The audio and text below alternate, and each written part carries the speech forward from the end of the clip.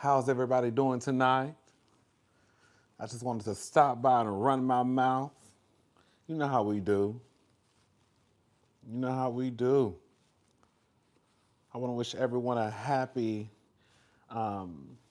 Merry Christmas, or if you don't celebrate, happy holidays, or just a good day. you know, hope everybody's doing wonderful. What's going on? Hey, Naturally Nay and Brussels Sprouts, Brussels No Sprouts. What's up, Miss Fancy Pants?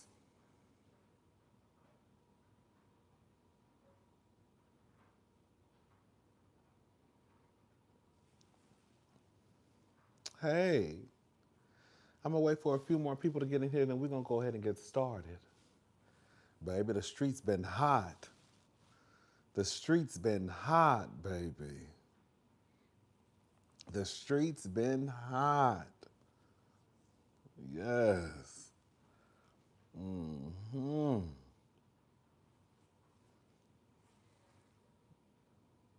Okay. What's up, Chelsea? Back? Come on, Germany. Yes. Shout out to Germany. Okay. All right, y'all. Let's go ahead and get started. So, everybody knows in my favorite voice that Onika, Onika has crossed over, in my opinion, to the darkest side. Okay? Because depending on who you ask, they might say both sides are dark. Okay? But Onika, MAGA, Mirage, is that her name? She decided to let the girls and boys know that she is Team MAGA. She made an appearance with that white man's wife. She looks psychotic if you ask me. You didn't ask me, but I'm just telling you. The heifer looks crazy. Somebody nipped her in the bud. When they said that she reminds you of one of the women that would be on the show on Netflix, some of y'all didn't probably know what I'm talking about. I forgot the name of it that fast. What's up, Diva? I just had it on the tip of my tongue. What was the show on Netflix called The White Women? The white Republican women. Girl, they was kissing lesbians. Girl, kissing lesbians, shooting people. You know what I'm talking about? The Hunting Wives? Yes, I was about to say the Stepford Wives, but that's a movie with Nicole Kidman from back in the day. The Hunting Wives. When I tell you that white man's wife reminds me, somebody nipped it in the bud of a character that would be on The Hunting Wives. Anyways, I'm just gonna go ahead and play some of the clips. I tried to listen to the sit down was only like 33 minutes, I believe. I couldn't get through the whole 33 minutes. I was skipping through some parts. And so I just kind of picked out the parts that I wanted to listen to on live with you guys.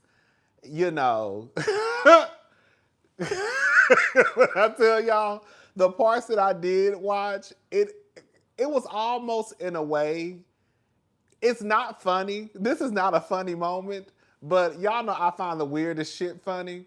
This was almost like a Saturday Night Live skit. When I tell you it was a complete mess, the way that she was acting on some parts, the way that Nicki was acting with some of the things that she was saying was like she had just said something that was just so profound and just so you have to listen to what I'm saying. Anyways, I hope this live doesn't go too far left. Cause it's the holidays. I'm not trying to do a whole bunch of hollering and screaming. I'm not. I'm not, you know. So yeah, let's go ahead and listen to the first clip. Cause we gotta get through this and get to some more mess. Let's listen to the first clip. Okay. We'll listen to this one. Okay, it's not playing? What's going on? Oh, girl, here we go. Now my iPad, now my iPod is freezing. Hold up, y'all. What's going on? Okay, y'all. Sorry, y'all. Sorry, y'all. Hold up. I need to read. Girl, something going on my iPod. My iPod down to the iPod. My iPod just froze. Girl, they don't want me to be great. They said make America great again, baby. That's what they said. That's what the people said. They don't want me to be great. Okay, here we go. Okay. One more. Why not? Okay, so just to set up for those who may not know what's going on, this was at the beginning where the white lady, what's her name, Erica? Is her name Erica? Is that her name Erica? The white lady, Erica Kirk, is that her name? Whatever her name is, girl. She was basically letting the crowd know that Nicki had tweeted out some tweets, and Nicki was reading. I think it was only 2 tweets that they picked, and this was basically the second tweet that Nicki had tweeted out, and it was about Gavin Newsom. So that's the clip that you're about to hear right now. Imagine being the guy running on wanting to see trans kids. Haha, not even a trans adult would run on that. Normal adults wake up and think they want to see healthy, safe, happy kids. Not Gav. The Gav nots. Gav not in, Gav out. Send in the next guy. I'm bored.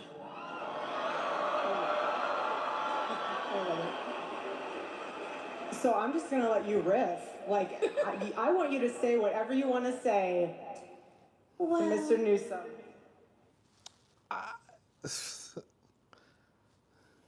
Dear Newscum,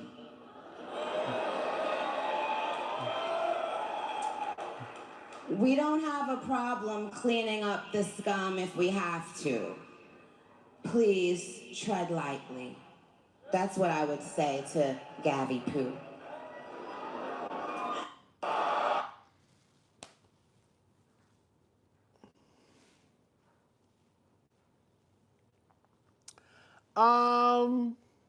I'm gonna say this, and then we're gonna go ahead and move on.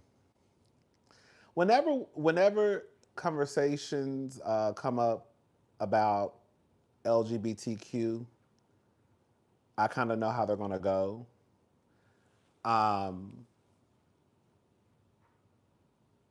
When they come up about trans people, people tend to like lose their mind, and their heads start to spin, and girl, they just, it's like they're on the edge of like really just losing it all. And I kind of find it strange because the trans community is not a large community, but the way that people act sometimes, you would swear up and down that they were the ones out here causing chaos and confusion. And that's so far from the truth. Even when she mentions trans kids, she words it as if you are a child who may identify as trans and you're not healthy, you're not happy.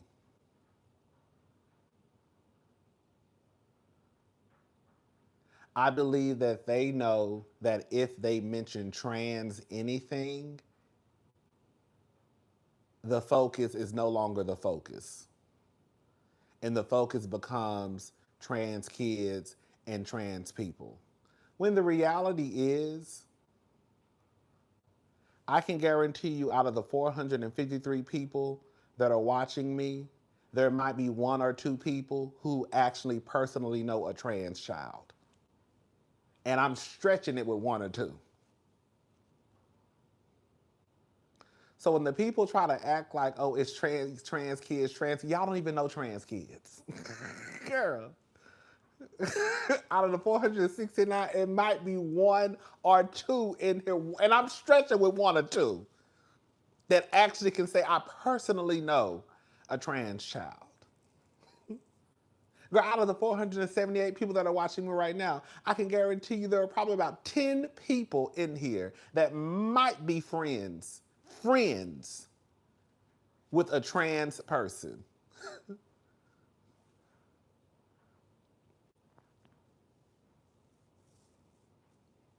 So it's like, why do y'all get so worked up over a group of people that you don't even talk to, interact with on a day-to-day basis? However, they know that if they mention anything trans related, all bets are off. It really is one of those, look over here, don't look over there, look over here, don't look over there, look over here, don't look over there.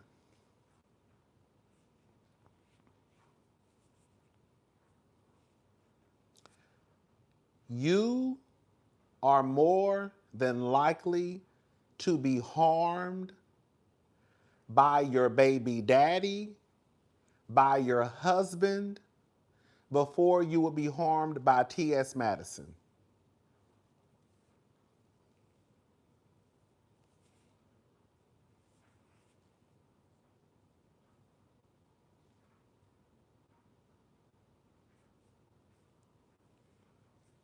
When it comes to the trans kids, they're probably walking around here more excited about life, happy about life, than some of your kids are.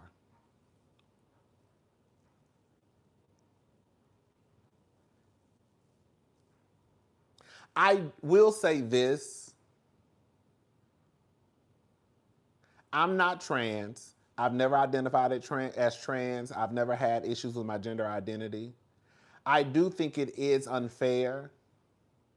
It's no different to me than when you have conversations about black people and there's not a black person in the room. You have conversations about black women and there's not a black woman in the room. You have conversations about gay people, there's not a gay person in the room. You have conversation about trans people, but there's not a trans person in the room. And I'll even take it a step further. If you do put a black person in the room, it's going to be someone like a Nicki Minaj or Candace Owens,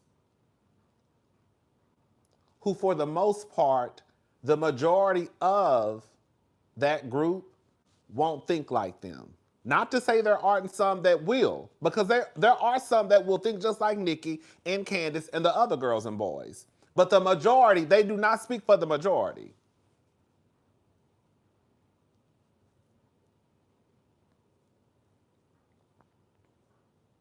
Because if they did, there wouldn't be so much outrage and disappointment about Nicki sitting her black ass up there in front of that white lady, if the majority really thought like Nicki. We just would have woke up and it would have been another Monday, and everybody would have went about their day. But that wasn't the response from the people, because the majority of the people don't think nor support what Nicki thinks or is trying to support or she supports. Be very clear. Anyways, let's go on to the next clip.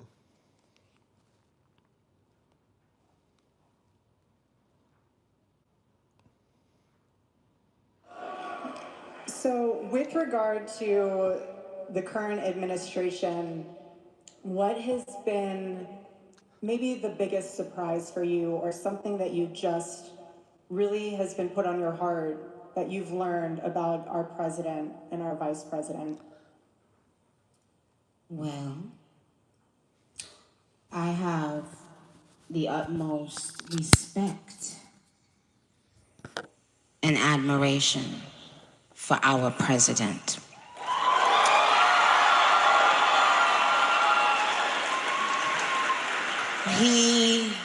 He has, I don't know if he even knows this, but he's given so many people hope that there's a chance to beat the bad guys and to win and to do it with your head held high and your integrity intact.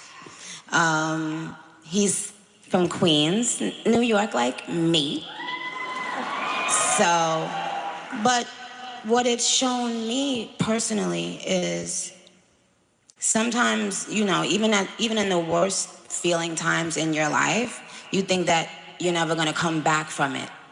But you do. And our president shows that. He's been through every single thing a person could be through publicly. Having to constantly be lied on. It's not really that funny. Until you are in that person's shoes that's being lied on, you'll never understand what it feels like. That person is a human being. They have a family who has to read those lies. And that's not, and it's just not fair. But this administration. Nicki is cuckoo for Cocoa Puffs. This is what I think. And this is not the gospel. This is just what I think. I think Nicki is pissed off at Jay-Z and some of the other girls and boys down in Hollywood. And I don't even know, like, the way Nicki is trying to make it seem as though Donald Trump is just some poor white man who just had to fight all of his life is weird to me. Like, you really are trying to make this white man, this rich white man, like somehow the victim. Like, where is you talking about?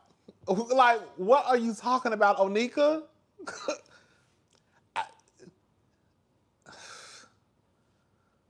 I don't know. Is full of people with heart and soul. And they make me proud of them.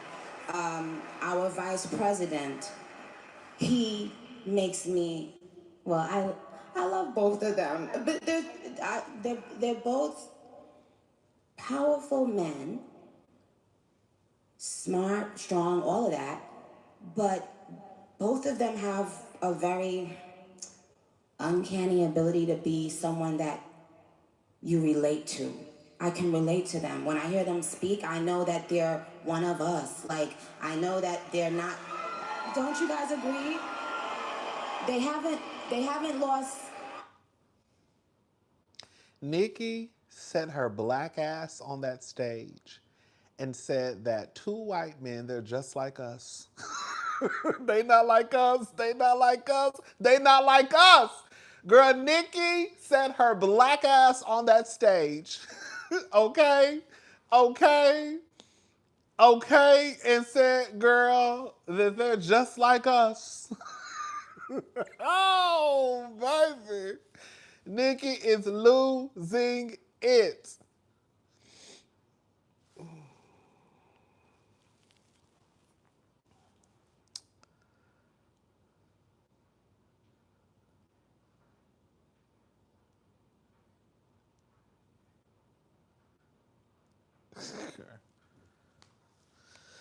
Hooey. Let's move on to another clip. Is this one? Amen. Yes. So, what have you... Girl, can I say something? This is no disrespect to anybody. People believe in what they want to believe in. Whatever higher power, if you believe there's a higher power. But have y'all noticed, I'm sure y'all know, that girl, all of y'all, not all of y'all, are looking up at the same person. Because the same way you call yourself a Christian woman, the white lady, and these white people, they call themselves Christian women and Christian men too.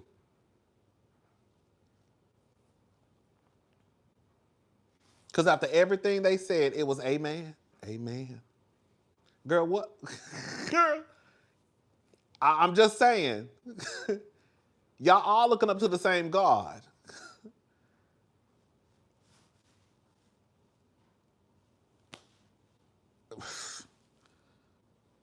I mean, you're an amazing mother. What have you seen that has been a struggle for young women today?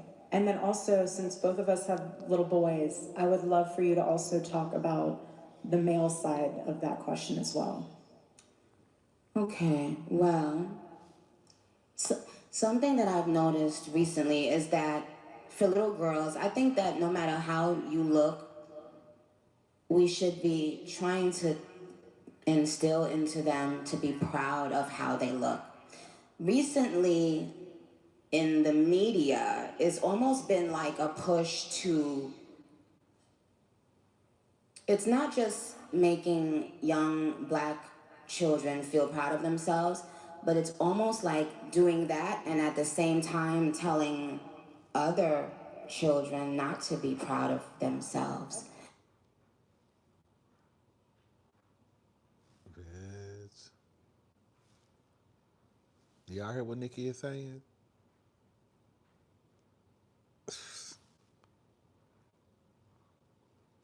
Nicki, this is the thing. I don't give a fuck about Nicki or Cardi dragging each other. I don't. But Nicki, you were just online going toe to toe with Cardi just a few hours ago. Girl, let me see. And I don't want any No, I just told a lie. Not even going back and forth about, not even going toe to toe with Cardi, but girl, dragging the children. child feeling that way. If we, if as Amen. Black women, we felt that we were not being represented and not being Oh, Nicki. admired for our beauty, if we felt like that as Black women, why would we want to do that to other women? Why would Y'all heard the white lady in the back talking about amen. They're gonna have to make any they're gonna have to make any rallies Nicki and Ken attend 18 and up, since no children will be able to attend. Baby, girl, Nicki is really sitting here in front of this white lady, in front of a predominantly white crowd, basically telling Black women that while y'all trying to lift each other up, y'all turn the white girlies down. Bitch, I cannot make this shit up. That's what the girl said. I know y'all heard what the heifer just said. The heifer just told y'all while y'all sitting here trying to uplift each other, y'all turn our white sisters down. Girl, Nicki ain't no good. Nicki ain't no good. Nicki ain't no good. Nicki ain't no good. Nicki ain't no good.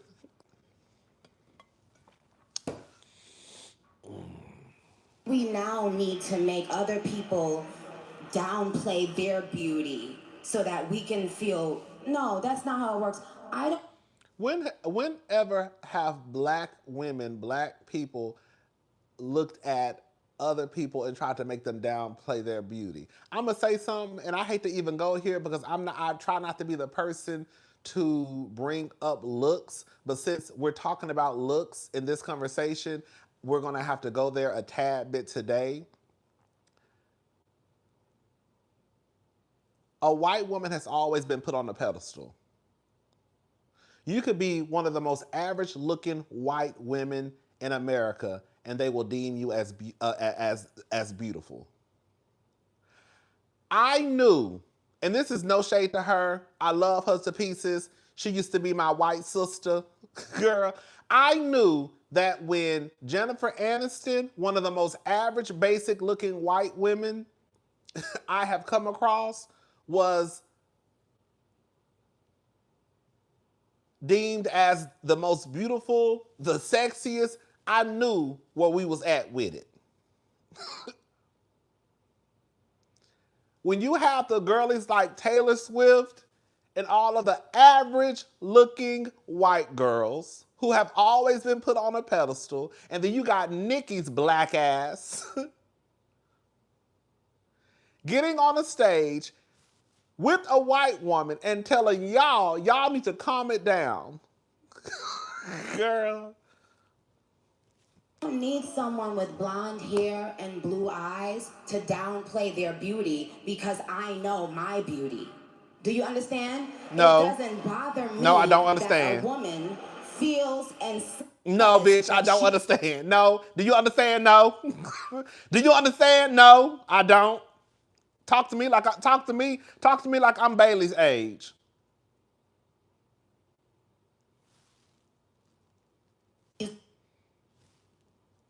Beautiful.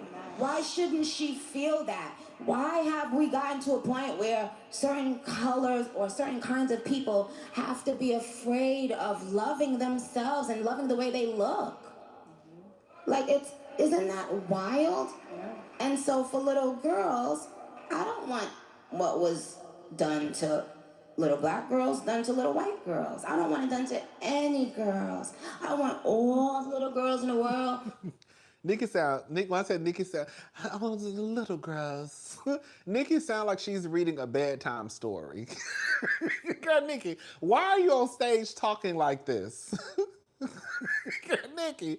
Oh, Nika, why are you on stage talking like you're reading a story to a classroom full of children?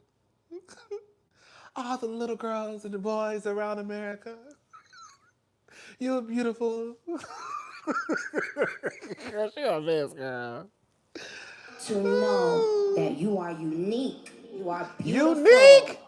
You are you. And you can compliment another girl. You can compliment another woman and still know that you are epic and amazing. So that's what I would say for the girls. I think it's a dangerous road to go down as a black person. Yes, we don't have no problem saying if you a bad bitch, you a bad bitch, right? White, black, girl, Hispanic, Asian, it don't matter. If you bad, you bad. If you fine, you fine. But I just think it's a very dangerous road to go down because to me, what it's giving is I want to make sure that this white woman and the other white people in the audience know that girl, you better than me. Girl, because I just don't like what Nicki is going with this. I just really don't. And I know my adults understand clearly where I'm going with They that. don't. Where I'm getting. They don't.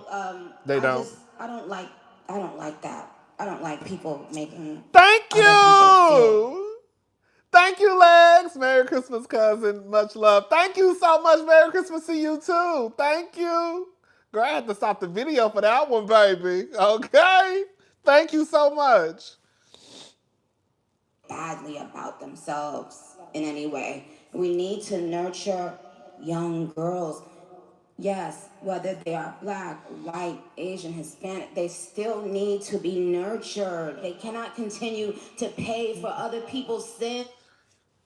I listen, yes, we should make sure all little girls feel beautiful and pretty and cute and all that. But I don't like the way that Nicki is going about this. I think there's a way you can get your message out about young girls, making sure that they feel gorgeous without it coming across as though you're low key putting down the black girlies, because that's what it feels like to me. I don't like that. I don't like that. I don't like it. I don't like it at all. I just don't. I don't. Anyways, let's listen to this last clip and then we're going to be done with Nicki, y'all. Amen.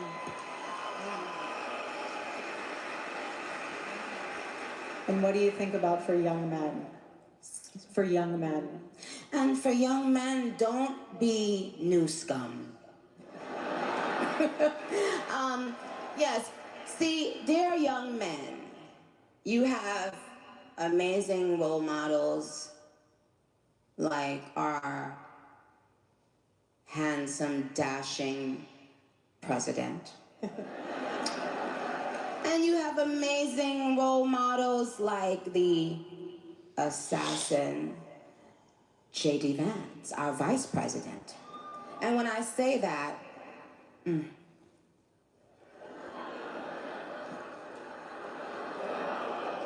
I heard what she said. She said assassin, and then I guess she thought about it because you know that lady's husband got popped. So she thought about what she said assassin.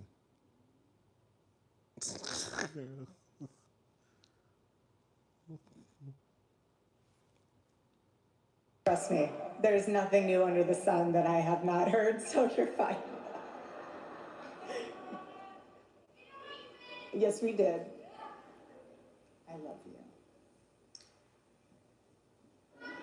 I love you. You have to laugh about it, truly. I have been called every single thing, and you know what? God is so good, you let it roll right off your back. And this is what's so beautiful about this moment, because if the internet wants to clip it, who cares? I love this woman. She's an amazing woman. She has a soul and a heart for the Lord.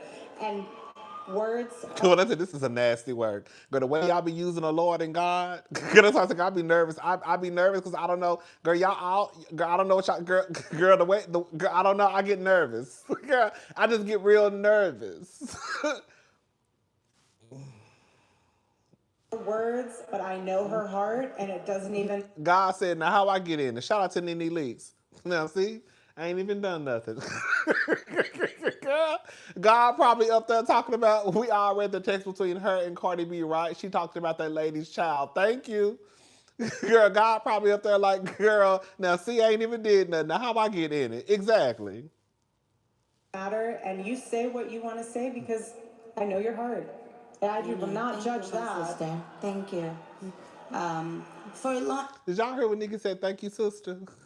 Girl, she's gone. Girl, Nicki is gone. Did y'all hear what Nicki just said? Thank you, sister. Girl, did y'all hear Onika say thank you, sister? Girl, Nicki is gone. Nicki been gone. Girl, when I tell you, ever since Meg Thee Stallion came out and said, girl, she mentioned Megan's Law. Nicki has been spiraling ever since. Girl, ever since Meg Thee Stallion came out and girl mentioned Megan's Law, girl, she been spiraling ever since. How do you care about young girls and your husband and brother sexually assaulted a young girl and then went after that woman and tried to silence her? She's the Lulu. Come on, Erica De Niro TV. Let me read it again for the slow people. Girl, not to say anybody is slow in here. I'm just saying. Thank you, Erica De Niro TV. How do you care about young girls when your husband and brother sexually assaulted? She put SA, but we going to go ahead and say the words tonight. How do you care about young girls when your husband and brother sexually assaulted a young girl and then went after that woman and tried to silence her? She's the Lulu, baby.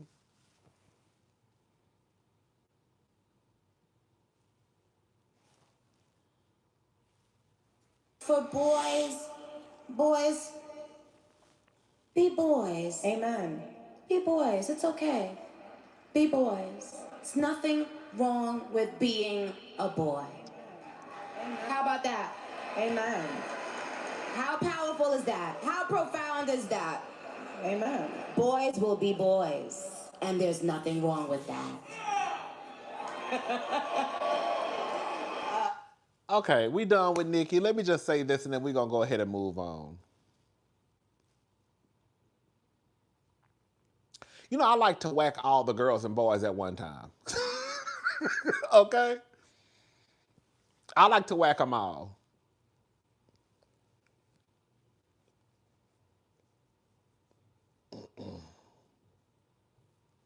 I think Nicki is a hot ass mess. And we've been knowing that Nicki is a hot ass mess for a minute now. I didn't think it was a hot mess like this, but I knew she was a mess. Now she has went over into the she's a hot mess lane, right?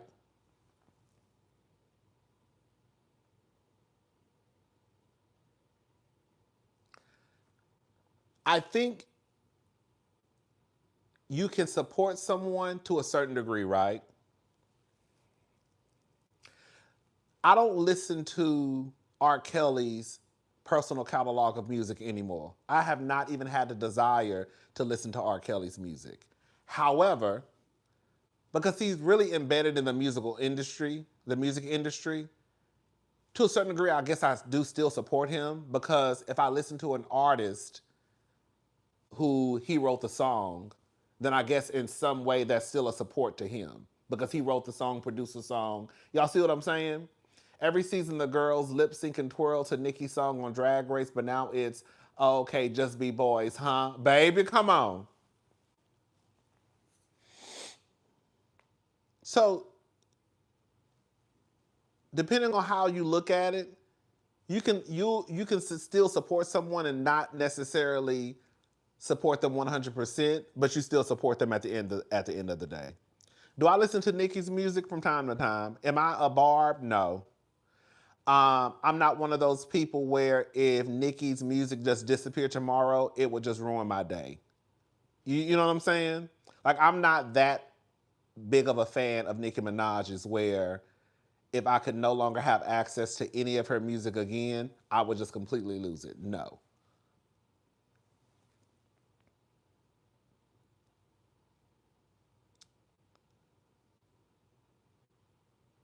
I think the people who really are going to have to decide what's going to happen with Nicki are the people who really, really, really, really support Nicki.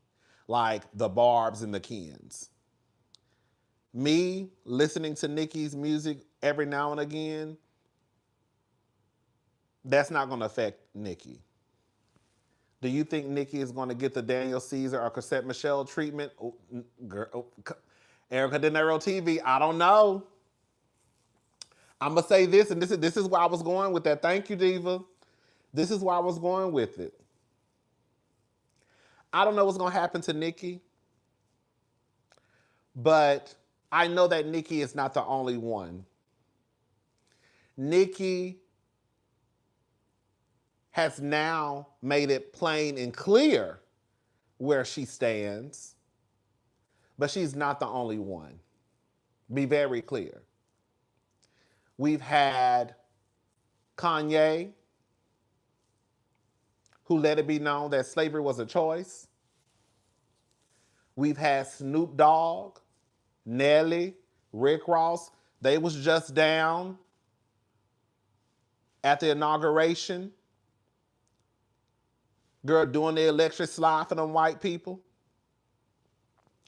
And as much as y'all might not want to hear this, y'all had Beyonce, Giselle Knowles Carter, and Sean Carter cozying up to Donald Trump's daughter and his son-in-law just a few months ago. And before anybody say anything, that was a part of a fundraising event that was held by Jay-Z and an organization that he co-founded. So if he did not want to sit at that motherfucking table with the Trumps, him and his wife would not have to sit at that table. If you think for 1 second that that was not purposely done, girl, you're a fool. So all I'm saying is, they all move funny. Now, Nicki might be the loudest in the way that she's moving. She might be the loudest in the way that she's moving. And it's not to take away from the way that she's moving, because she's moving how she's moving.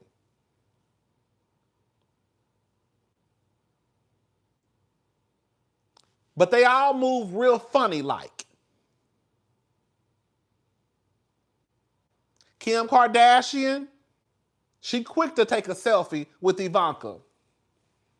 Don't forget, that was all at Kris Jenner's party the other day. All I'm saying is, if we really don't know how these people move, but if you watch what they do, they really low-key telling us they really don't give a fuck about what we think. Because at the end of the day, who gonna check me, boo? You know how not to go off into a hole, not to go out all the way to the left. You know how y'all swore up and down that Beyonce can't stand Kim Kardashian? Somebody put Roots on Young Money, first Drake, then Lil Wayne, now Nicki. You could have never told me this how they would end up, baby. Something happened, baby. Something happened. The same way y'all thought that Beyonce can't stand Kim Kardashian. And girl, she be all at the Jenner's house partying with them. I literally saw Chris, Jay-Z, Chloe, Corey all walking through a backstage, girl, at the Cowboy Carter event, okay? Y'all don't like Kim, so y'all think that nobody else like Kim. But Beyonce fuck with Kim. Okay? She fuck with Chris.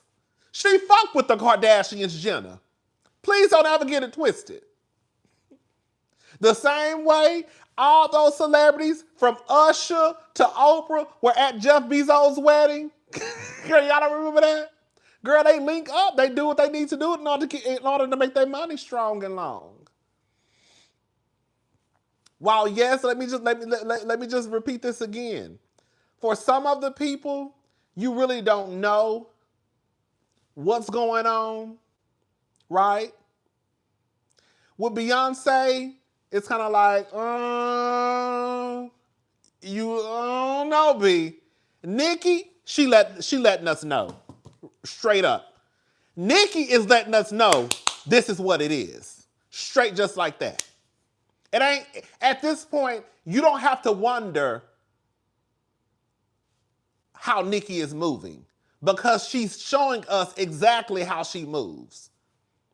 With some of the other girls and boys, it's kind of like, girl, what is you doing? Why are you moving like that? Are you trying to tell us something? At the end of the day, like I said, girl, you got to keep your eye on all of them because, girl, they all moving funny. And girl, can we be messy for a little bit? Because I don't know. Can we be messy? Girl, when do we stop being messy? Do y'all think Nicki is broke? I don't know. I don't keep up with Nicki like that. But the word on the curb is Nicki having some money problems. Y'all think Nicki having money problems?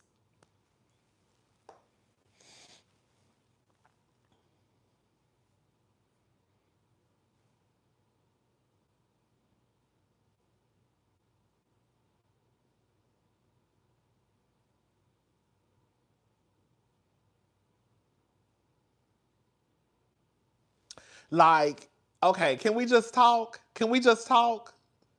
Okay, I'm not trying to move the line. It's gonna sound like I'm moving a line. it's gonna sound like I'm moving a line, but I'm not moving the line. I promise I'm not moving the line. Okay, it's gonna sound like it. I know when it sounds like I'm moving the line, but I'm not. But I know it's gonna sound like it. Like Jay-Z and Beyonce, I don't think it's a money problem. I don't. Not to take any onus away from Beyonce, because Beyonce is a grown woman and she does what the fuck she wants to do. But like, I feel like whatever's happening with them sitting at that table, it's something that Jay-Z is trying to get out of it. Does that mean, like, I don't think it's about this. I mean, I think they want more money, but I don't think it's because they're having money issues, if that makes sense what I'm saying. Like, I feel like Jay-Z is doing something and he's trying to will them in because he's trying to get something done and he needs the support of certain people. I'm not moving the line. I'm not moving the line.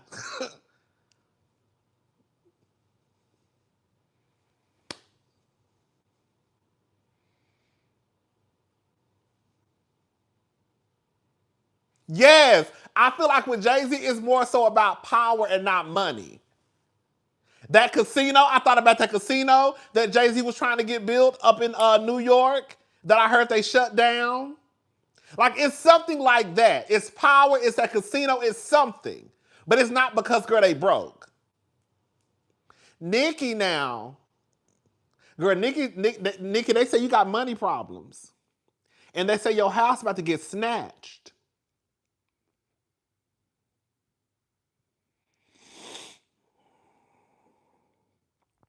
No, you're right. It doesn't matter at the end of the day because it doesn't matter because at the end of the day, they were there and they sat at that table. Do you think Nicki is trying to get citizenship? Girl, quiet as it's kept. Girl, I forgot that. Girl, I forgot that girl. She wasn't born in the United States, right? I don't know nothing about Nicki. Y'all gonna have to let me know. Girl, they're gonna deport her ass. Okay. I've seen people say that Nicki went MAGA so Trump can pardon her hubby and brother. However, since they received state charges, Trump cannot pardon them. Trump can only pardon federal crimes. That's what I read too. That's why I really didn't mention that, because I didn't want to go down that road because I'm not an expert in it. But I have been trying to do my little reading. You know, it's girl, we should all read. And from what I read, I don't want to go down that road. Is that because they had state charges, Trump is not in a position to pardon, at least pardon the husband. I don't know about the brother. I don't know. But I did read that. I saw a lot of people saying that.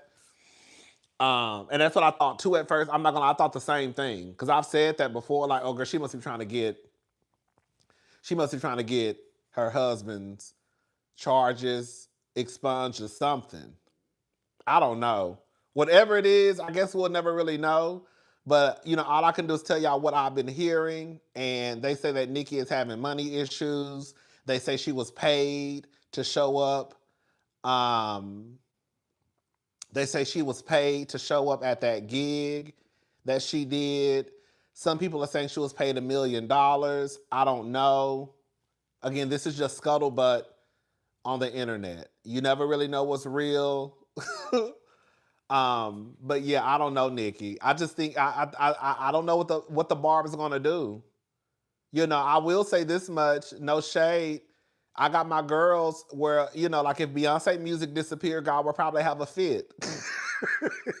I'm gonna be honest. I'm gonna be honest.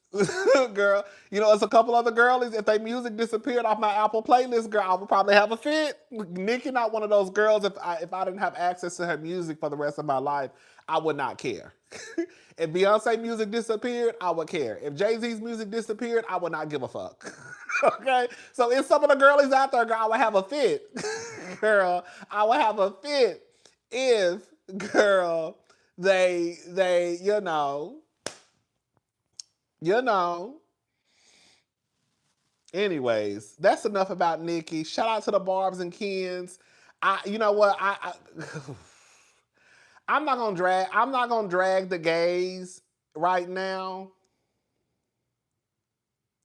No, I'm gonna say this.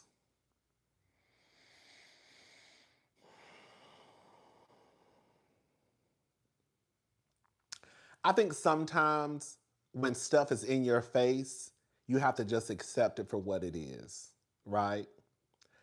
I do think that it's one thing. One thing I don't like is when people act like they don't see what they see and they don't hear what they hear. I'll use Chris Brown as an example. I think Chris Brown is a hot ass mess. But I always tell y'all, I still listen to Chris Brown music. But I don't pretend as if the things that he's done and the things that people have said that he's done, it doesn't exist. Like there are people out there who will swear up and down he has done no wrong because they want to feel better about listening to his music. Instead of just saying, I get that he's done the fucked up shit that he's done, but I still listen to his music. You see what I'm saying? Like you want to play this game. So when I see the gays online, the trans girls online, she's spilling insider secrets to MAGA and Trump. Thank you, Too Adorable. Acting as if they did not just see Onika Mirage sitting on stage with that white lady, and y'all are turning yourselves into pretzels trying to defend what cannot be defended. I look at you like you dumb as fuck. The lady was on that stage. You heard what the fuck she said. Stop trying to act like it's not what the fuck you just saw or what the fuck you just heard. You heard what she said. You saw what you saw. Now, what you do with it is what you do with it. But don't act like you didn't see what everybody else saw. Because you want to feel comfortable about still supporting her or listening to her music. Thank you, make it make sense. Why am I blocked from requesting cash apps from you? The friendship is over. Oh, baby. So, thank you, make it make sense. Baby, I ain't got no money anyways, baby. Okay? I'm about to go. Never mind. But yeah. So it's just, it is what it is. It's gonna be what it's gonna be. I'm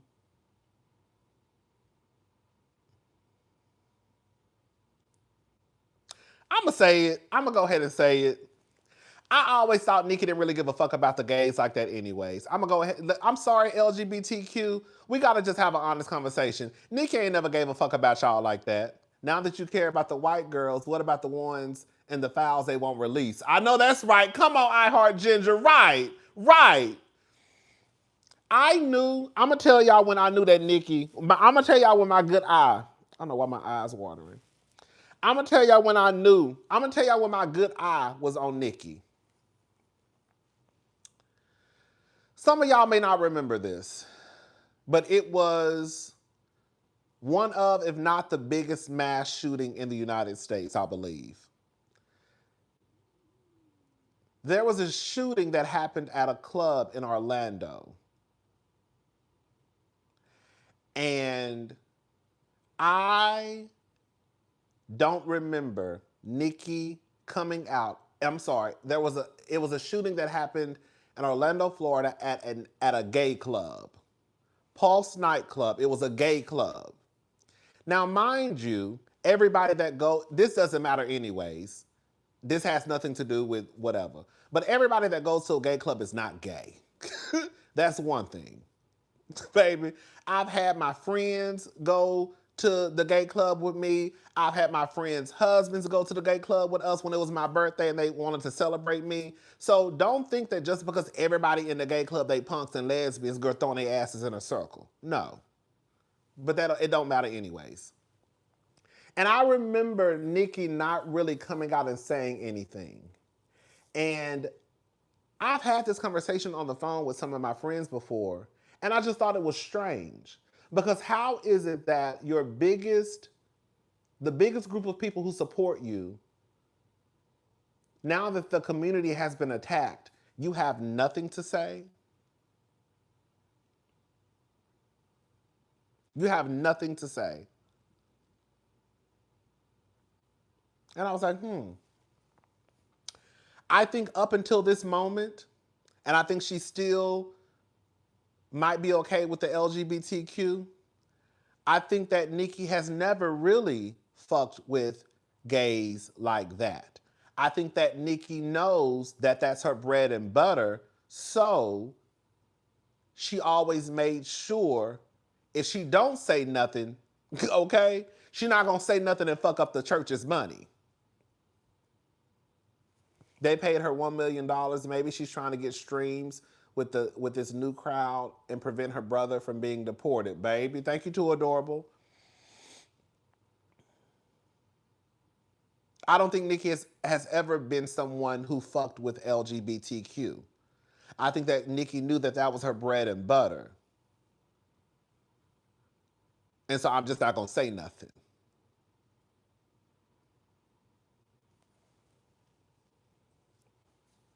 I'm never going to come out and say anything against them, but I'm never going to come out and say anything really in support of them either. I'm just going to act like I give a fuck because, girl, that's how I make my money from the Kens and the Barbs. But now she's letting it be known that she really don't fuck with y'all like that. She don't. She really don't fuck with y'all like that.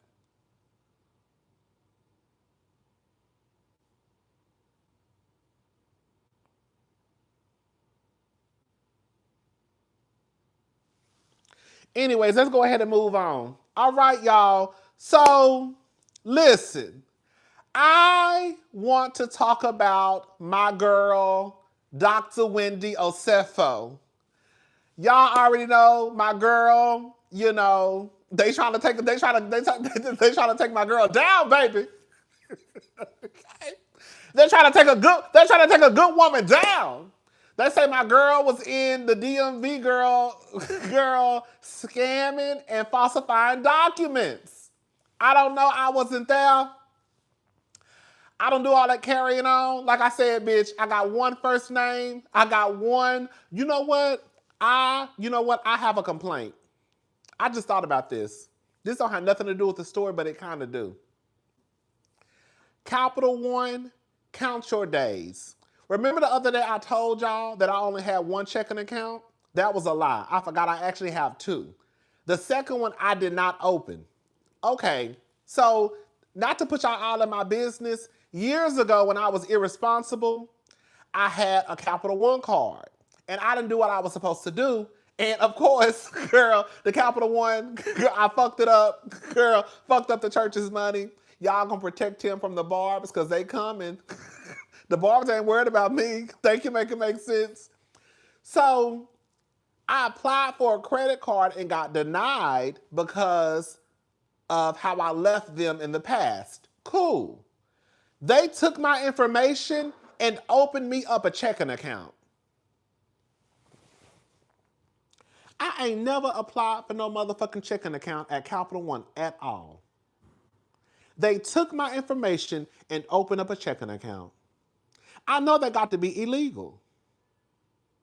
I know that has to be illegal. Yes.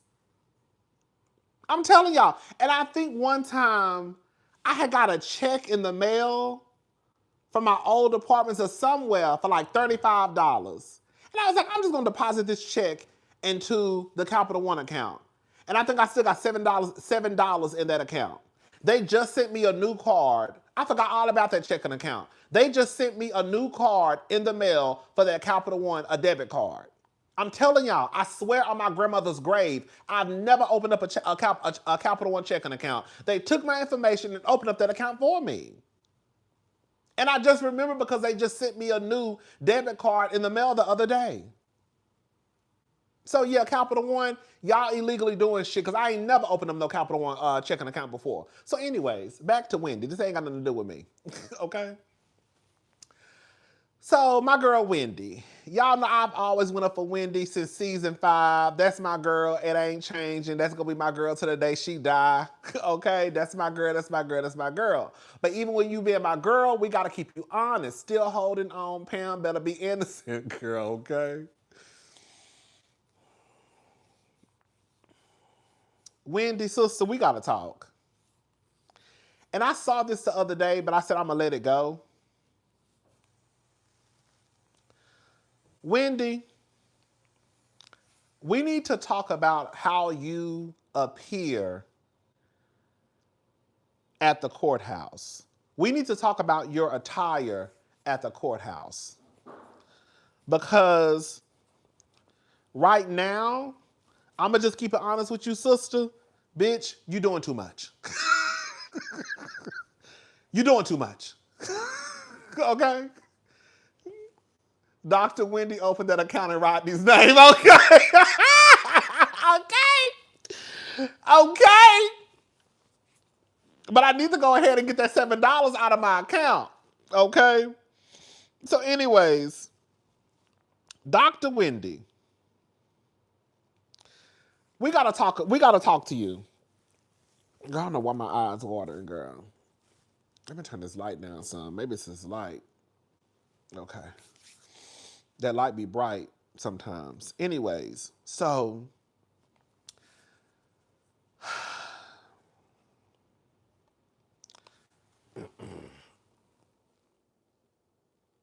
fab. Fab. Baby, you look good. I'm not gonna lie, sister. Sister, you look good, baby. Sister, you look damn good. Sister, you look good, and that's the problem. You look fab. Sister, you look good. Sister, look good. Fab. Fab. But that's the problem. You look fab. I'm going to need you to pull back a lot. Baby, these people, let me talk to you, sister. We got to have a heart to heart. Because I'm really trying to, I'm really hoping you get out of this, but you not making the situation no better. The people say you's a motherfucking thief, okay? And the people say that you over there returning Chanel bags and purses and shoes, girl, to get the money. The people say that you cannot afford your lifestyle. I'm not saying that it's true. I'm just telling you what the white people saying, okay? The white people are saying that you cannot afford your lifestyle. The white people say that you are returning things to the store and they're reporting them as though they were stolen. That's what the white people are saying. So I'm gonna need you, when you take your black ass down to that courthouse, not going looking like a bad bitch. I'm gonna need you to go put on a kitten heel, sister. I'm gonna need you to put on a navy, gray, or a black suit. And I'm gonna need you to have an old nasty old school bob. Because the fur coat, the Chanel bag, the bust down, girl, you trying to be fab at the courthouse, it ain't giving what you think it's giving. And I'm surprised that your lawyers told you to come to the courthouse looking like that. Babe, you don't go home and take that shit off and put that bag down and take that motherfucking fur coat off. Girl, if it's cold outside, put you on a goddamn, put you on a motherfucking puff jacket. If you cold, girl, put you on a puffer. Girl, if you don't take the motherfucking heels off, put you some kitten heels on or some flats and an old usher board suit and sit your ass down and be still. Pam and Eddie be stunting on the whole cold house. Baby, Eddie looking like he too fly for school. Look at Eddie. Eddie look good. That's the problem. Y'all trying to be the fly couple at the courthouse, and the people say that y'all are committing insurance fraud. The people say y'all are frauds. I don't give a damn what you did with that insurance. I don't care. Down at the courthouse in a full-length fur, claiming she ain't scamming. She's not playing the game right. She needs to be wearing something from Ross. Baby! Like, Wendy, you're doing too much. The bust down, the fur coat, the Chanel bag, that shit gonna have to go. Girl, if you don't go in there and get you one of your old... Girl, every girl I know who wear wigs got one. I know you got an old school shake and go wig. Hold on, bitch. Bitch, I know you have a shake and go wig in there. Every girl who wears wigs has their old faithful shake and go wig. It's that wig that they have when they might be in between checks. It's that wig that they have when money might be just a little bit funny. It's that wig that they have where even if the money is long and strong, they ain't made it to the hairstylist. You see what I'm saying? Every girl got a wig that get them through the week. Go borrow one of Candy's old wigs from Karma. Okay? Thank you, make it make sense. Every girl I know, even if they not having money problems, has that old faithful wig that they need to wear until they can get to the hairstylist on Saturday morning. Wendy, if you don't take your black ass in your closet and get one of them shake and go wigs and pull you out a usher board suit and pull you out a nasty kitten heel and put you on a trench coat when it's cold outside and take your ass to that courtroom with minimal glam on your face, a puff jacket, my God. Okay? A puff jacket, yes. Girl, you doing too much, sister. You doing too much. Now, like I said, I don't give a fuck if you did the insurance fraud or not. You still my girl. Now, you might be going to jail. You might be going to jail. She need a nasty flat iron crunch wrap. Bitch, she need one of them wraps where, girl, when she take it down, it just hit right here, boom. Just the, you know the wraps when you take it down and it just hit right here on top of your shoulders. She need one of them nasty wraps so when she take it down in the morning, it hit right here. You don't get no hair past your shoulders, because anything past your shoulders, you trying to be seen and you think you cute. So you need to get you a wig that don't go no further than right here. It needs to sit right here on your shoulders. You trying to give a bust down 25 inches. No, sister. No. We're not doing bust down 25 inches. Matter of fact, I want you to have a bang in a wig. I want you to have a bang and a bob. That's what I want, girl. That's what I want for my girl. I need my girl to have a bob, girl, and a bang. Girl, I need a bob. I need a bob and a bang. Girl, I need a bob and a bang. That's it. That's it.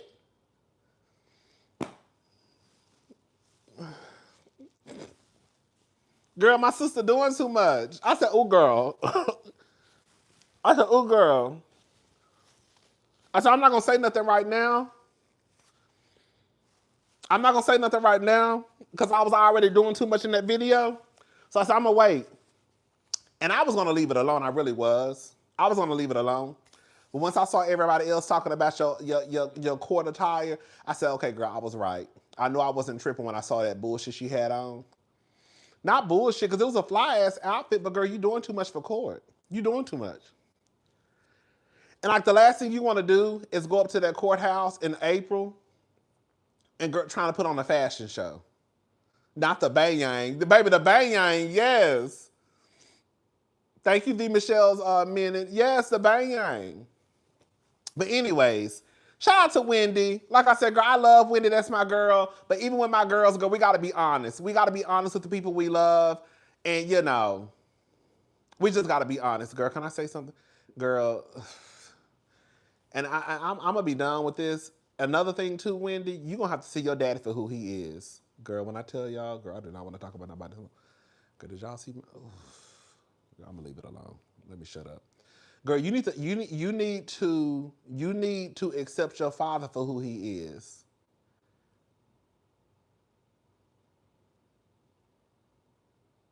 That nigga ain't shit. And it doesn't matter.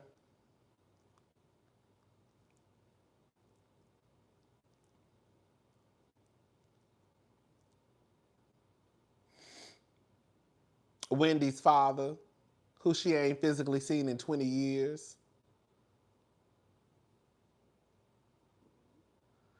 Like, I think multiple things. Zen Win needs a nasty thrift store run. Baby, okay? I think multiple things can be true at the same time. I think that Miss Susan can be doing too much, but I also think that Wendy, you know your mama. Miss Susan was doing too much, but Wendy also knows her mama. You see what I'm saying? You know how your mama feel about your daddy. So why even bring the nigga up to your mama? That's all I'm saying. It's not to excuse Miss Sharon, Miss Susan, Mama Susan cutting up and acting a fool in Wendy's house.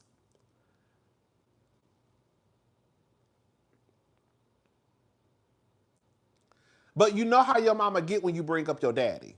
So why bring up your daddy to your mama? That's all I'm saying. Girl, that's all I'm saying. That you know how she get. You know how she get.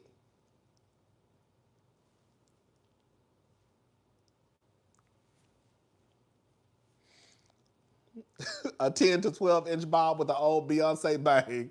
If you know, you know. Okay, right. All right, baby, me, myself, and ITs.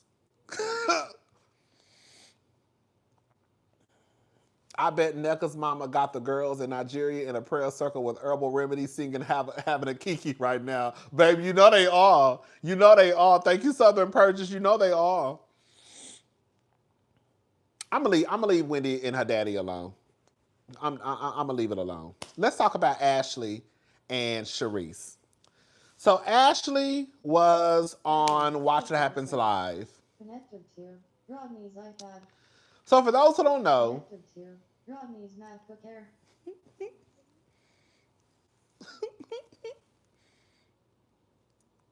okay.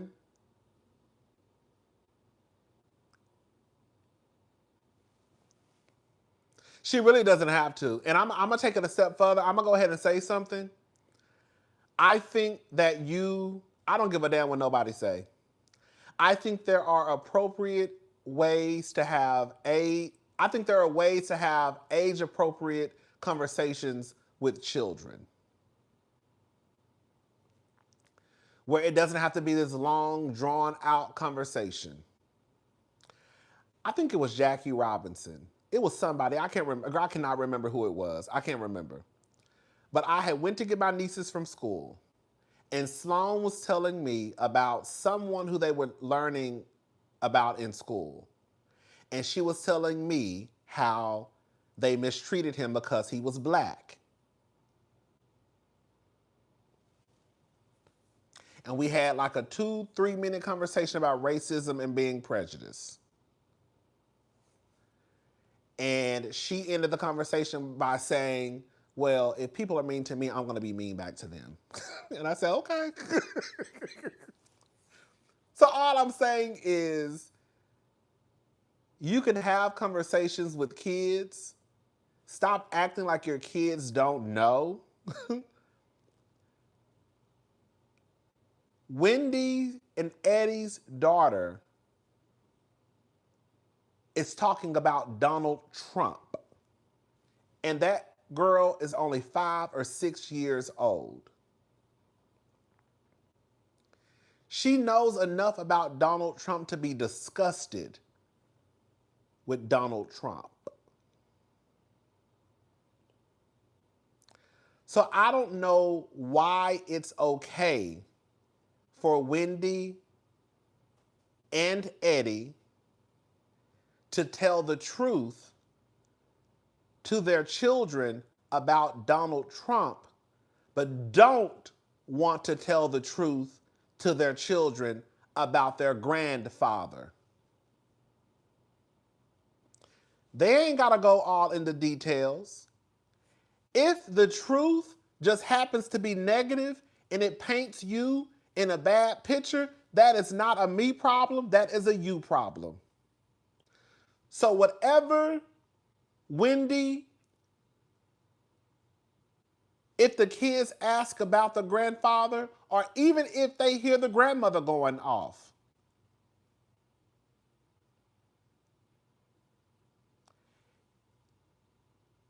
if it paints you in a negative light, that has nothing to do with me. The fact of the matter is, as harsh as this may sound, the grandfather does not give a fuck about Wendy nor her kids. Because if he did, when she took her entire family to Nigeria, he would have taken at least 1 or 2 days to go see his grandkids. You cannot sit here and tell me that a motherfucker who ain't physically seen you in 20 years, when he finally gets the opportunity to meet his grandkids and you are there for a month, he does not. If that is not a clear indication of him telling you he does not give a fuck about you, then I don't know what else is.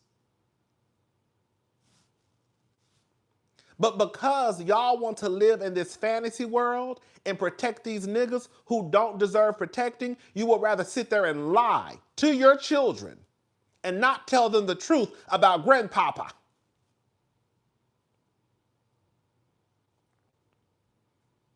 That's still their grandfather. No, that is their grandfather, and they deserve to know the truth. Blood and all. You look foolish trying to protect a man who don't give a fuck about you. And that's exactly why men who ain't shit continue to walk around here being ain't shit, because instead of telling the truth about them, you would rather hide and paint a picture for your children or allow them to experience it themselves. Let me say something. It doesn't matter what Wendy says. If those kids want to have a relationship with their grandfather in the future, they will. You know how I know it won't? Because look at Wendy's mother and look at the shit that she says about their father. And Wendy still wants to have a relationship with her father. So we can cut out the, oh, Wendy just doesn't want to paint a negative picture about their grandfather. She doesn't want to get in the way of them possibly having a relationship. That ain't got shit to do with nothing. Because, girl, Miss Susan can't stand the nigga. And Wendy still wants a relationship with the nigga.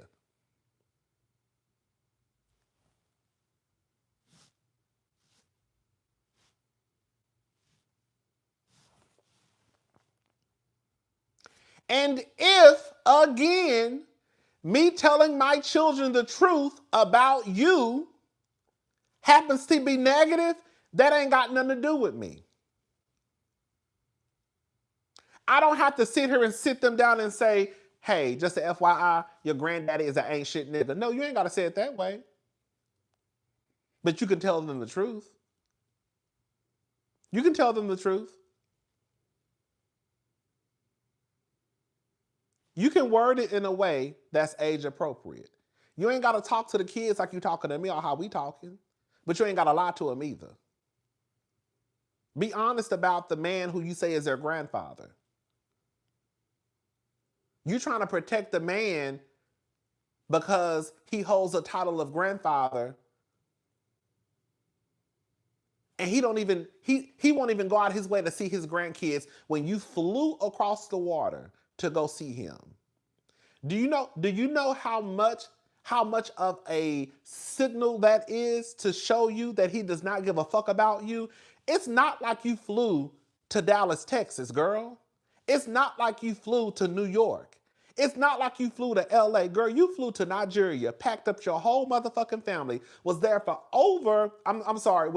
a month, and not one time did you see your daddy.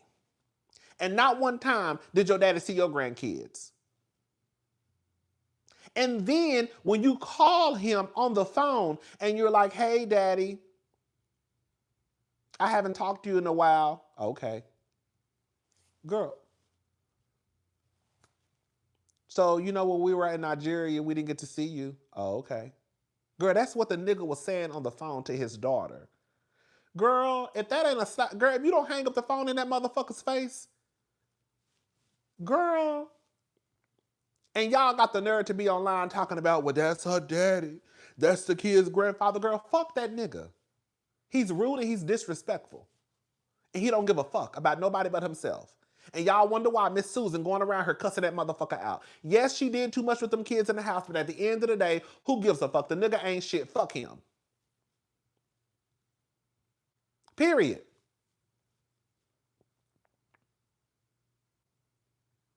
The best thing that Wendy can do is to make sure that her kids don't experience what she's experienced with her father. And it looks as though her kids are doing okay with their father.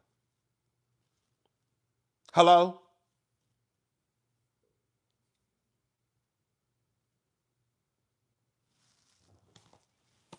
Anyways, now let's go on. I done got worked up. Now let's go on to Ashley. Ashley and Charrisse.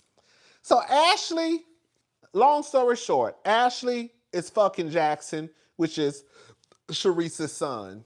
This is what she had to say. Okay. Jackson is 27 now. Ashley is 37. Charrisse is the mama. Her age doesn't matter, but Charrisse is like 60, I believe. It came out on the show that supposedly Ashley and Jackson, which is Charrisse's son, kissed 2 years ago. It was 2023. So at the time, Jackson had to be 25 and Ashley was 35. Again, 10 years older. This is what she had to say on Watch What Happens Live. Take a listen. He made the first move. He did. And we'll describe when he came in for the kiss, what was going on in your head? Well, when we touched hands, when I took the key from him, it was electricity. Okay. It went through my body. I know. Yes. He's so young. I didn't think that I would like a little youngin' like that. But Okay. He is 27? He is. Yes. Okay. 10 years younger. Okay. Why did you keep the kiss a secret from Charrisse for so long? He asked me to. Oh, he did? He did. He did. I wanted to be on the same page about it. Was there more than a kiss? Don't kiss the tail. Don't kiss the tail. Don't kiss the tail. Okay. Maybe. All right. Okay. Yeah. So I'm assuming you and Jackson kept in touch after that? We did. Okay, did you see him only the one time? No, it was more than one time. Okay. Yes, it was. Was there a part of you that was worried that Jackson would tell Charrisse before you could? Well, I thought that Charrisse would see on her cam, her security cam, and we would get busted. That's what I really thought was going Okay, hold on. I know. He was living at. I know. He was living at. It gets worse. He was living at her house. He had just moved back, yeah. And was Charrisse Jackson Jordan in the house? No. Okay. Girl, y'all hear what she just said? Girl, you was over there fucking that boy. Not fucking that boy. Fucking that man. He's a man. You was over there fucking that man, girl, in his mama's house. If Ashley knew Jackson when he was a boy, she's a predator. Let me say this. I said this last night.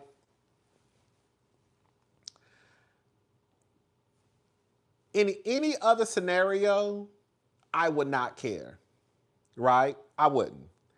If this was some 25-year-old who fucked a 35-year-old, I'd be like, girl, it ain't that deep, girl. They fucked. It is what it is. It's not like he's 15 and she's 25. He 25, she 35. They fucked. They went on about their business. We're not going to infantilize grown-ass people, especially grown-ass men, because I feel like that happens a lot. With Ashley and Jackson, I think where it's a lot different and it goes beyond just a scenario with a 25-year-old man and a 35-year-old woman is, Ashley, you have been knowing this man since he was a young boy.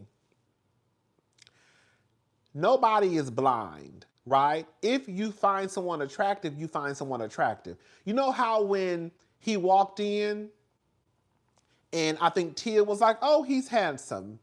I think Stacy said, oh, he's handsome. I can't remember. But the people were just like, oh, he's handsome.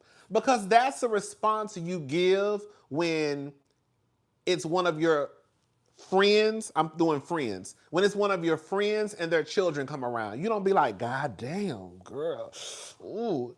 Like, because at the end of the day, I believe that we do need to have some type of boundaries. The boundary should be in this friend group. Yes, our children are grown, but girl, you're not going to be fucking on my child. He's not a child. He's a grown man. But there should be some type of boundaries within the friend group. And the fact that Ashley has known this man since he was at least 15, because be very clear, Ashley and Charrisse were on this show together season 1. So if Ashley is 37 now, that means that she was, my math was off, girl. My math was off last night. So if she was 37 now, that means that she was 27 10 seasons ago. And that means that he was, how old was Jackson? Y'all know I'm a little slow when it comes to math. How old was he? I don't even care. She was, wait. No. Yeah, wait. Did I do that right? 17?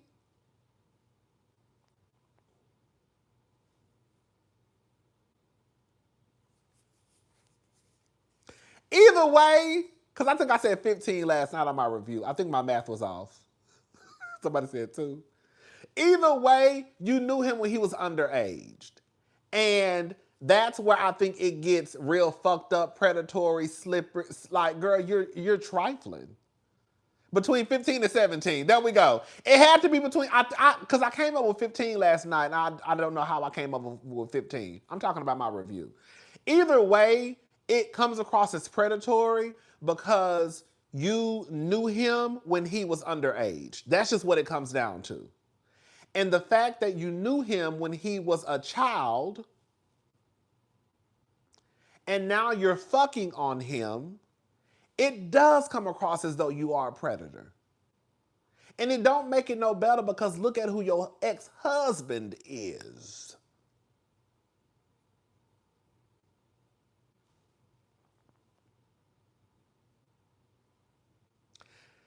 Ashley, you trifling as fuck. Again, Under any other circumstance, if this was just some regular 25-year-old and 35-year-old, I would be like, girl, it is what it is, girl. They grown. Who gives a fuck? But it takes it to a whole nother level knowing that we know that you have known him since he was a child.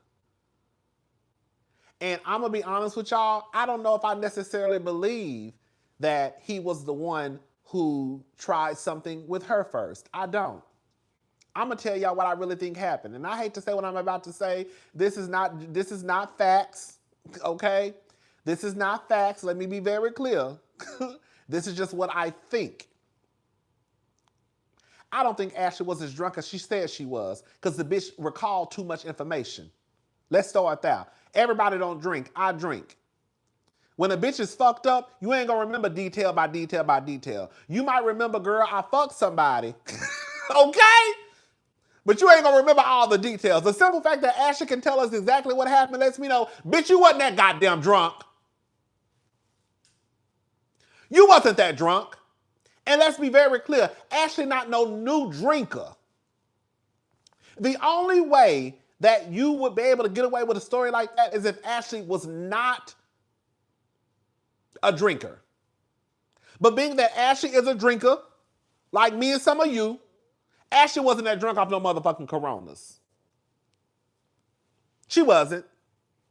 And the simple fact that she can tell us exactly what happened from when they got out the motherfucking car, how they made it upstairs to the house, how her hand reached out, how his hand reached out, how her car keys was in his... Girl, you done gave us too many motherfucking details. It ain't no different, no tea, no shade. It ain't no different than Monique getting her black ass down to the internet line talking about she blacked out when her and Candace fought. Girl, how the fuck you black out but you on the phone with Chris telling him everything that happened? Your ass ain't black out. You know exactly what the fuck happened. Girl, Ashley, your ass wasn't that motherfucking drunk, because if you was drunk, you wouldn't remember all the motherfucking details to the story that you done told us. Just lying. It was Monique. She would have understood then. Okay, thank you, Harmony. Ashley, ooh. Ashley has been perpetually in heat for many years. She's been in heat, baby. Pussy bitch. Make no mistake, I made no mistakes, and Monique knows it. Make no mistakes, I made no mistakes, and Rodney, no, I can't even talk. Put mistakes. I put mistakes. What's mistake? Let me calm down. Make no mistakes, I made no mistakes, and Rodney knows it. Girl, Ashley, you wasn't that motherfucking drunk, girl. You wasn't. You recall too many details, sister. That's how I know you wasn't drunk. And I definitely don't believe that Jackson made the first move. I don't. And if I was Charrisse, I would have slapped the shit out of you.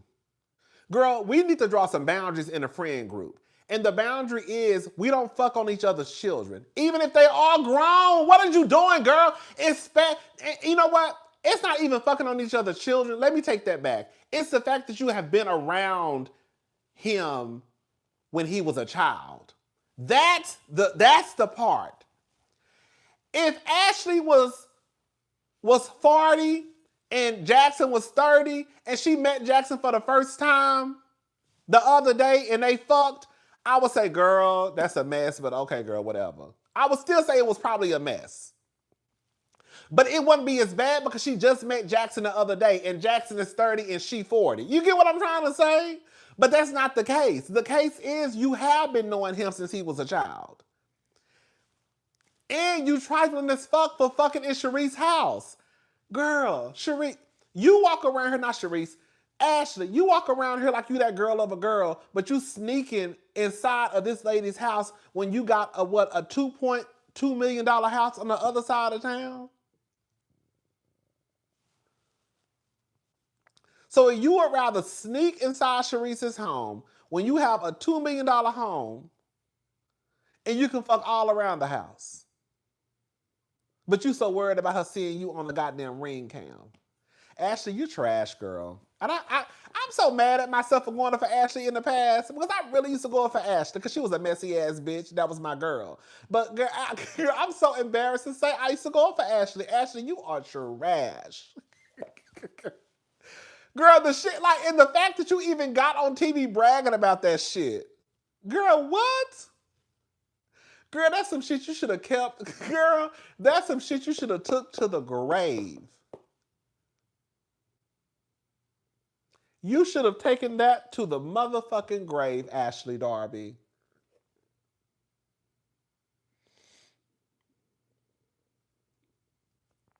Sneaking somebody. Girl, I wish I would. Bitch. Girl, I'm too grown. Girl, girl, it's some shit I did in my 20s. Girl, I'm just not doing it.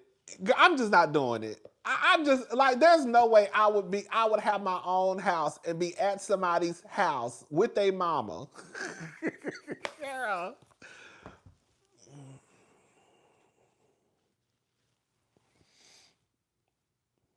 Ooh, come on, rancid trash.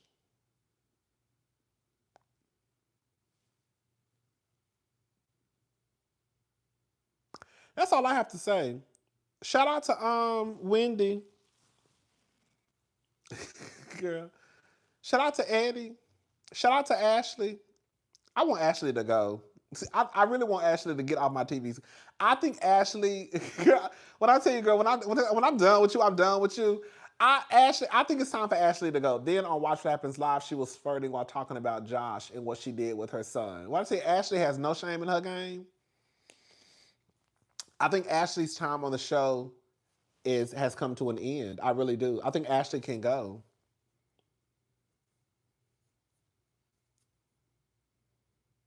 And Kay, sister, I need you to stand up, sister. Kay, I'm gonna leave the girls alone. Baby Kay, girl, that man gave that lady a motherfucking picture frame.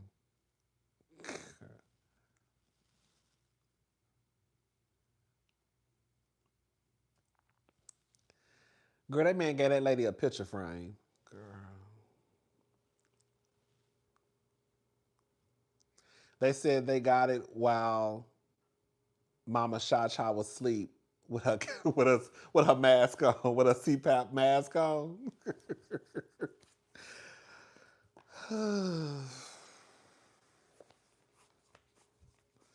I was embarrassed for Kay too, because it's like, girl, it's not.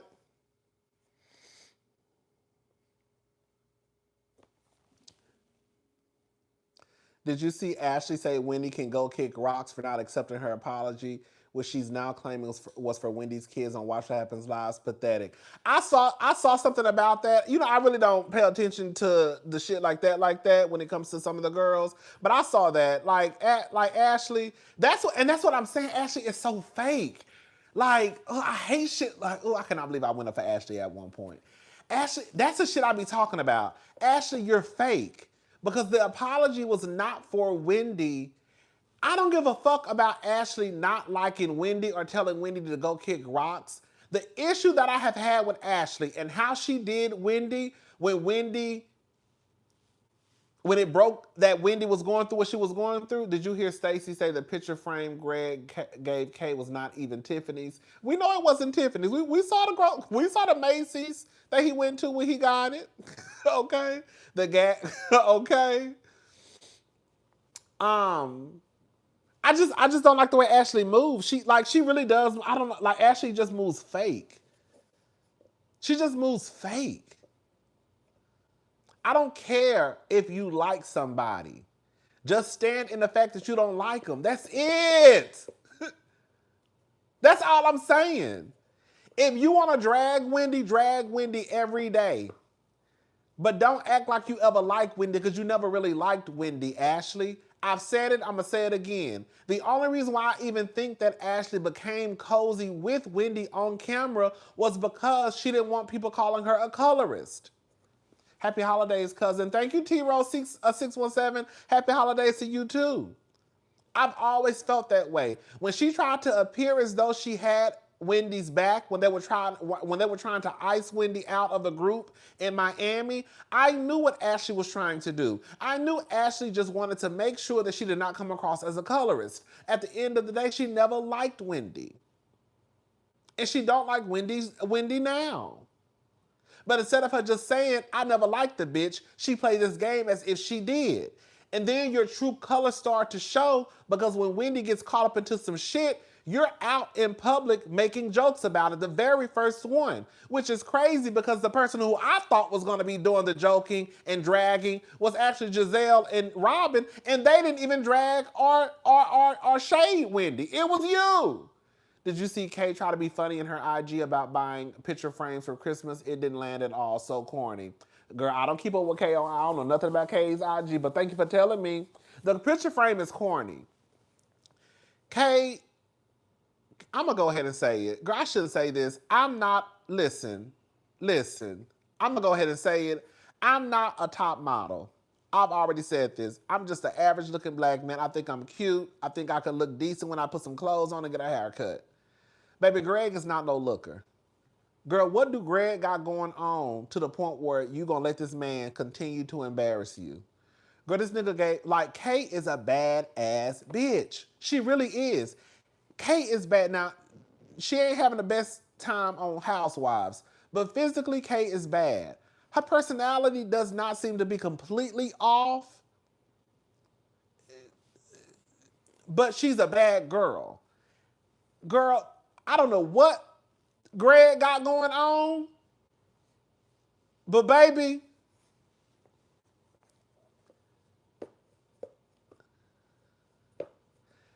girl, I hate to, I'm about to sound real crass. Girl, he don't look like he fuck you into a mattress. He don't. If anything, Greg gives me like, oh shit, my back, oh my back, hold on, my back, wait, hold on, shit. Greg give me old man tease. He do. It ain't like he fucking K into a mattress, girl.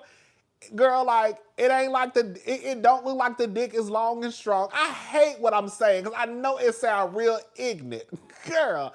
It don't look like he fucking you into a mattress. It give me great like, oh shit, my back. Oh, hold on, shit, hold on. Damn, hold up, shit, my leg. Hold up, baby, hold up, shit. Hold up, like damn, shit, my leg. Hold up, let's try to do it. Just okay, just get on your back. Get on your back. Just get on your back, girl. Like he give that type of tea. If we gonna be honest. So it's like weird to me, like, girl, you really dealing with a nigga who, girl, he ain't the best looking man on TV. I'm not either, but he's not the best looking man on TV. Girl, he don't look like he got good dick. Girl, he don't look like he fucking you into a mattress.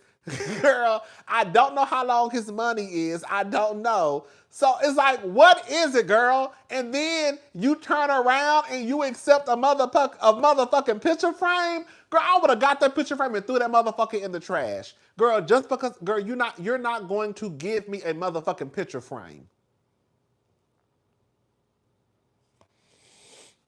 Like, you know what I'm saying? Like, y'all gonna have to start raising y'all standards up. Girl, shout out to Erica De Niro TV. Baby, keep your standards as high as giraffe pussy. Girl, y'all lowering y'all standards to just be with a nigga, and I don't get it. We too old to be accepting the bare minimum from people. I wish you would give me a motherfucking picture frame.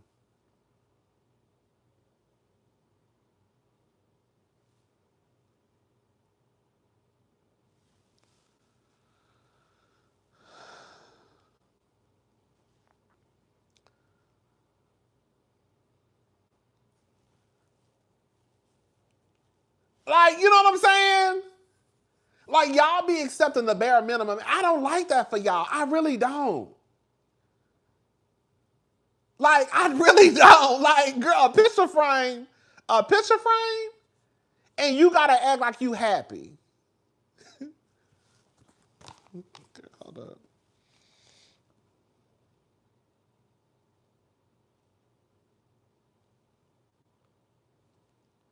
Hoes act like if you ain't in no relationship. Why do you hoes act like if you ain't in no relationship, you gon' die?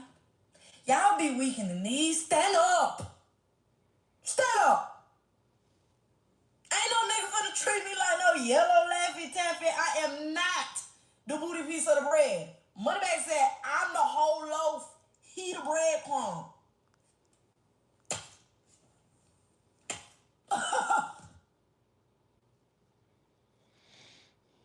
Why do you hoes act like if you ain't in no relationship, you gon' die?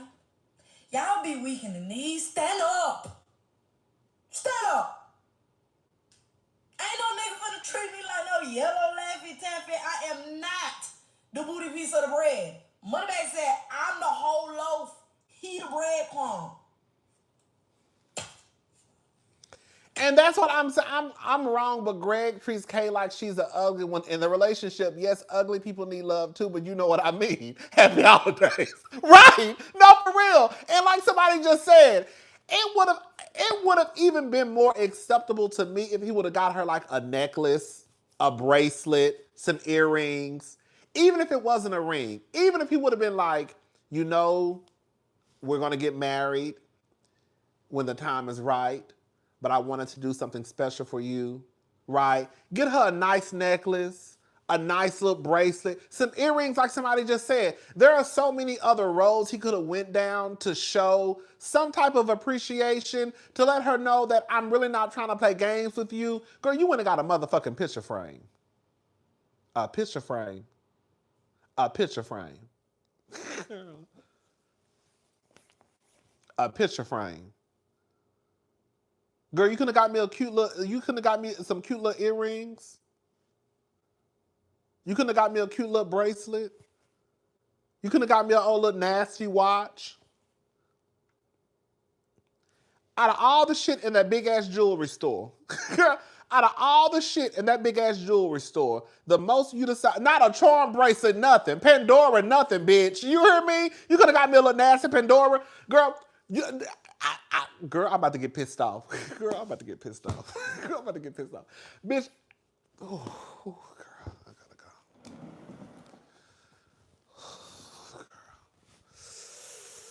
go. Ooh, girl, y'all make me so motherfucking sick. I be getting worked up over shit that don't even have nothing to do with me. Because really and truly, I don't deal with the niggas. That be y'all.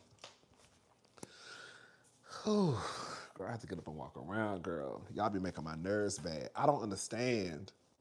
I just don't understand. I don't understand. Like, I really don't understand. Girl, like, I don't understand. Girl, let me just go in the bush and weep. Like, girl, this nigga really got the nerve to come his black ass on TV, go to that big ass jewelry store that was, girl, 15,000 square feet on one side, girl, and upstairs it was 75,000 square feet, and the most he had to do was get a motherfucking picture frame. Girl, now calm down.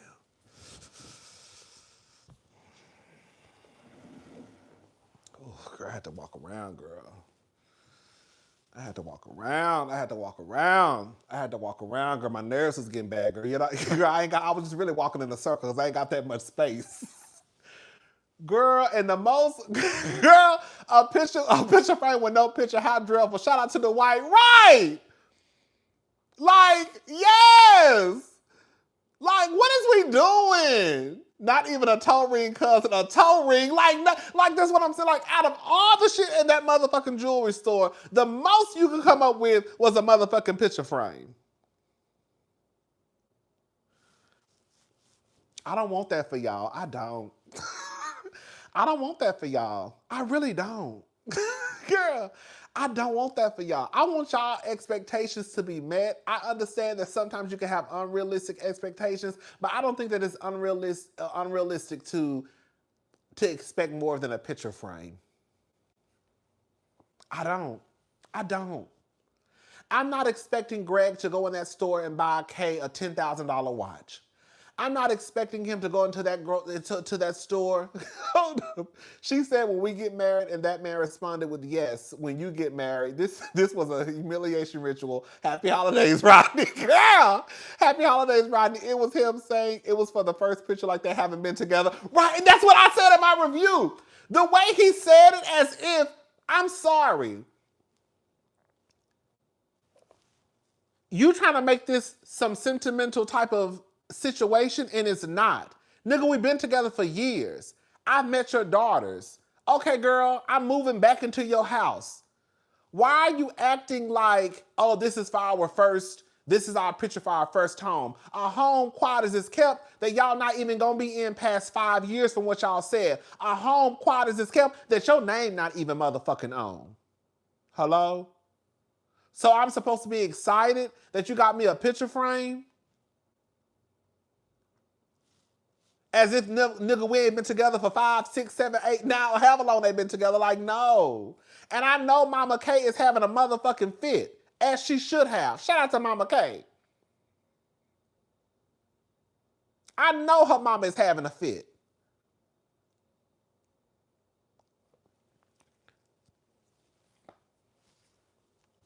Girl, you could have bought that girl like a $2,000 watch, $1,000 watch. It ain't gotta be nothing just fancy over the top. A cute little diamond watch, some earrings. I mean, girl, you out here buying condos from what Kay said. So I know you can afford a little cute watch. You gonna go buy her a $39.99 frame, and then didn't even have the nerve to put a picture in the motherfucker. Get the fuck out my face. I'm not accepting that shit. I'm not accepting that shit. I'm not accepting no picture frame. I'm not accepting no picture frame. Girl, I'm not accepting a picture frame from nobody except my motherfucking nieces. Do you hear me? Okay. 2 years in a row, she has let Greg embarrass her on TV. I wouldn't be able to try. Wait, Kay wouldn't be able to try me at the reunion if I were Wendy, because I would call her picture. Okay, I would call her picture frame for the entire reunion. Hi, Rodney. Right, like it's a mess.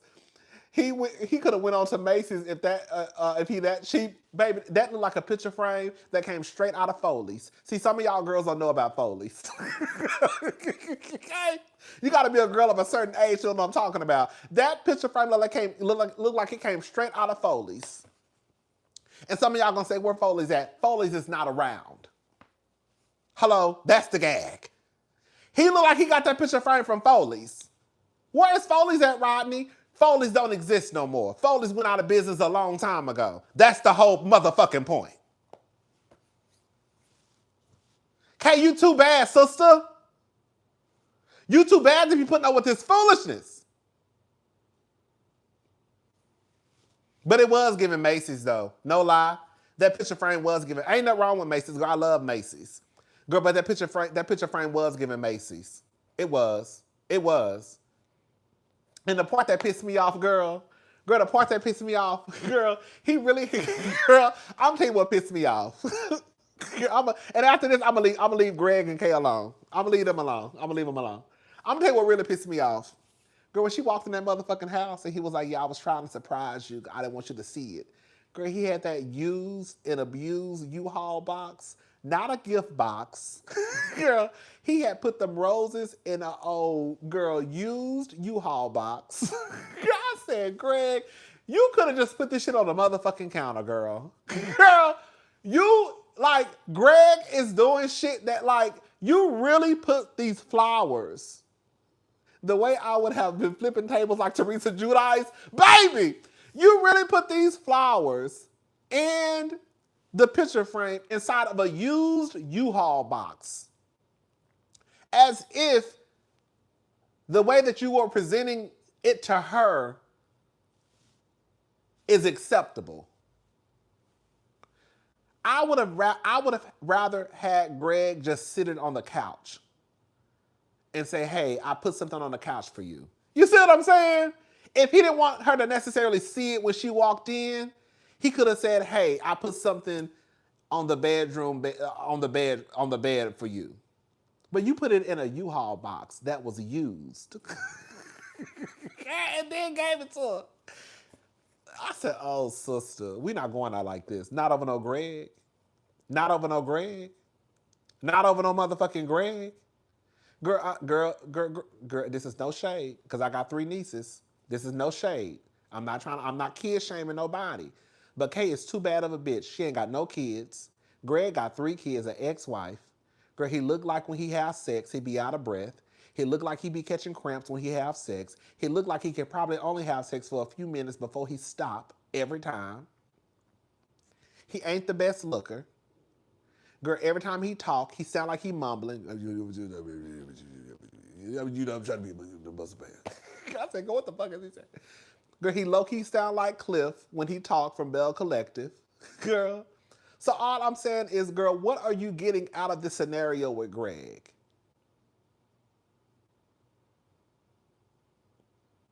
I'm not being shady. The nigga got 3 kids, an ex-wife. Girl, I know Greg is not fucking K into a mattress. I know he ain't. I know Greg ain't fucking K into no mattress. He might eat pussy a little bit. Might. I don't know. Girl, I need to go. Girl, I'm talking to, girl, it's getting too Rodney out the door. Hold on, girl, it's only 9 o'clock. Girl, it's getting too Rodney out the door. But y'all get what I'm trying to say. The only thing that's gonna make it make sense if Greg is rich. If Greg is rich, then I can see why K might be dealing with the nigga. K need to go talk to the old lady sitting under the tree. If you know, you know. Okay, right. The only way it would make sense if Greg is rich, but even then, it still would make sense because you're not getting nothing out. Unless he, girl. Can I say something? It don't make no sense for you to mess with a rich nigga if you ain't getting nothing out of it. He can't be rich because he went and bought.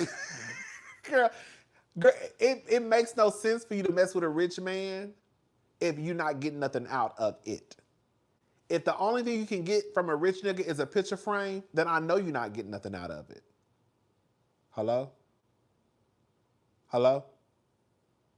From Candy giving up for Todd to Matt breaking Kenya stuff to Candace crying to her mom about Chris' 3 kids, the struggle storylines never end, baby. Like, you know what I'm saying? Like, I don't know. Like, I don't want to talk about Greg and Kay like that because, you know, I just don't like to talk about the girls like that. I'm lying. I don't like to say this type of stuff on the internet because it's a world wide web and I know everybody has access to my videos, but girl, sometimes we got to tell the truth and shame the devil. And I feel like in this scenario, girl, we have to tell the truth when it comes to Kay and Greg. Girl, you are too bad to be dealing with a nigga like Greg. Greg is not rich. I know he's not.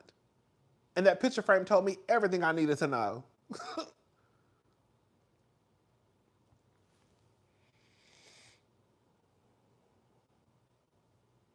Thank you, Ruth. Thank you so much.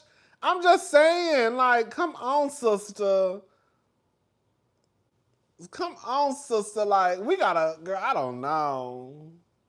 I don't like it. I don't.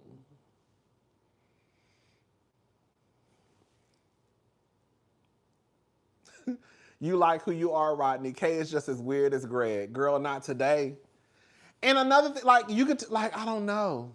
I'm gonna leave Kay alone. Kay wanna be married, and I don't know why.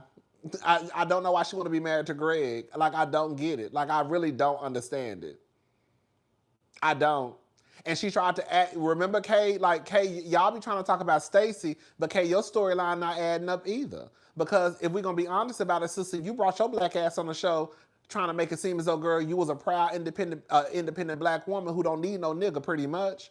Or not even not need a nigga, but you tried to make it seem as though you were not pressed about marriage. When I think that Kay is pressed about marriage. Like I said in my review, what I think it is, I don't think that Greg wants to be married, and I think that Kay just went along with it because that's what Greg wanted. But I think that Kay has always wanted to be married. Y'all see what I'm trying? Y'all get what I'm saying? Kay tried to make it seem as though she did not want to be married when she first got on that show. But it appears as though Kay really does want to be married. I think that Greg didn't want to be married. And when he probably told her, I don't want to be married again, she was like, oh no, it's cool. I don't need to be married either. We could just be together. But I think secretly, Kay wanted to be married.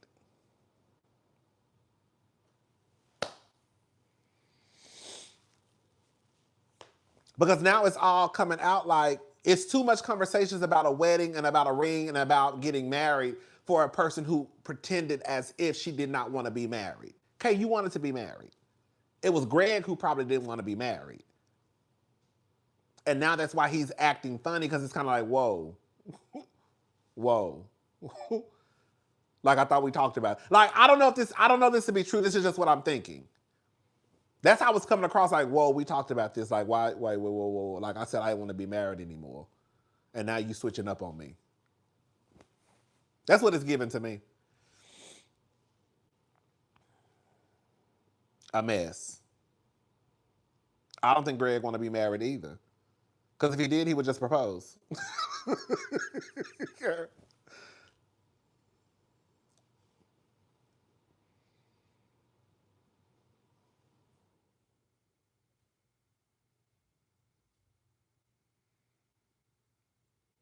Anyways, I'm gonna leave Kay alone. I like Kay, I do.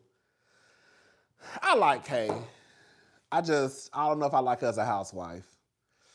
I think Kay should be a friend. I wouldn't mind Kay coming back next season, y'all, for real. I don't know. I don't think she should be a housewife. I think she should be a friend.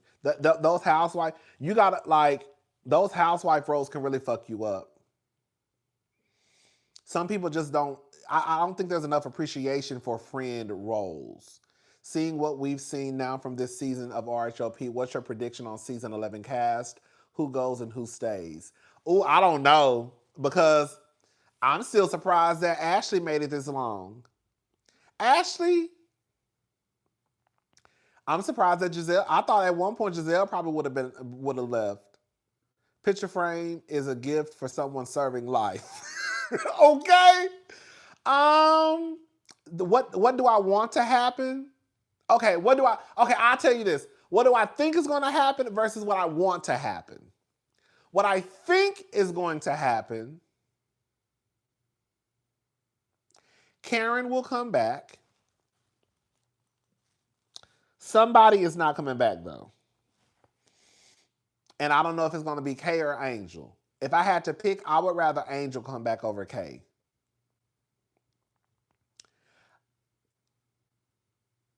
And it's a question mark beside Ashley. But I can see Ashley coming back. I can see Giselle really batting for Ashley to come back. You just never really know. But I want Angel to come back. Okay. This is who I want to come back. Okay, it's not necessarily who I want to come. Okay, I'll tell you who I want to come back. I want Tia to come back. I want Angel to come back. I want Candace to come back. I want Stacy to come back. I want Karen to come back. She's coming back, Giselle. Monique is coming back. Now, as a friend or as a wife, I don't know. Now, that's what I want to happen.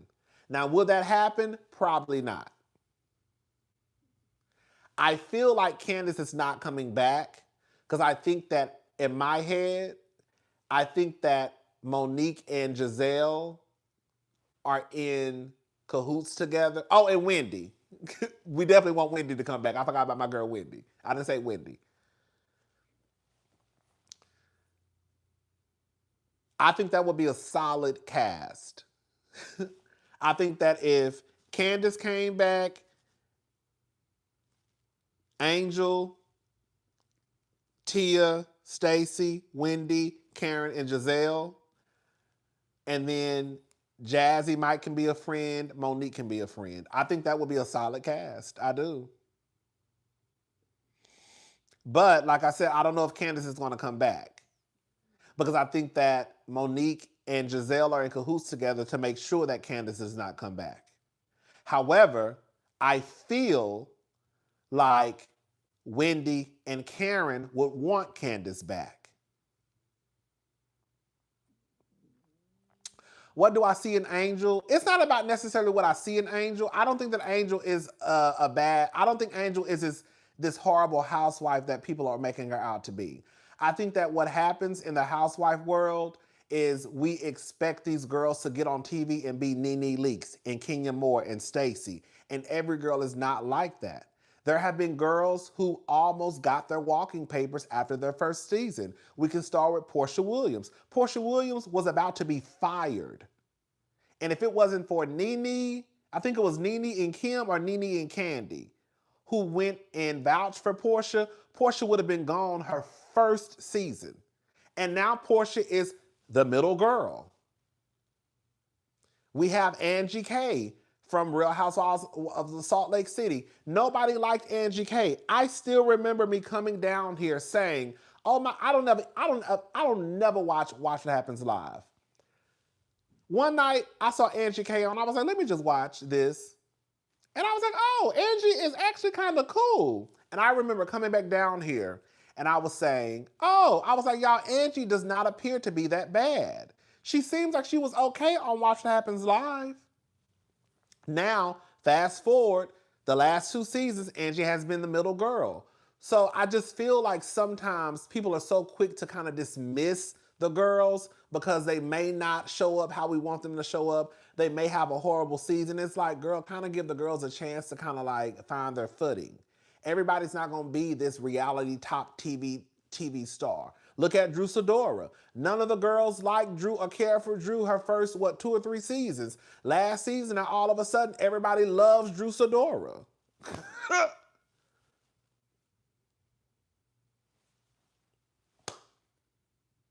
If we're going to be honest, people did not like Sutton her first season. I know for a fact. I remember I was one of the few, when Sutton was a friend of the Real Housewives of Beverly Hills, the cast didn't like Sutton and the viewers did not like Sutton. I remember. And then people grew to love Sutton. But nobody liked Sutton when she was a friend of. Nobody liked Sutton when she was a friend of. Nobody liked Sutton when she was a friend of.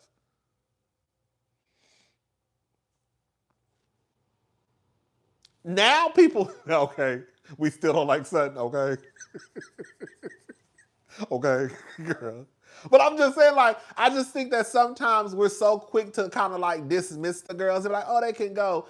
Angel is not having the best season, but I don't think it's to the point where it's like, I never want to see her again. There have been girls where I will say, I'll be like, girl, like Diana from Beverly Hills, I thought was a flop. Girl, get off my TV screen. So I get it to a certain degree because I've been that girl before too. But I don't, like, I try. I really do try. And y'all know I do. I really try and give the girls a chance before I just be like, girl, get them off.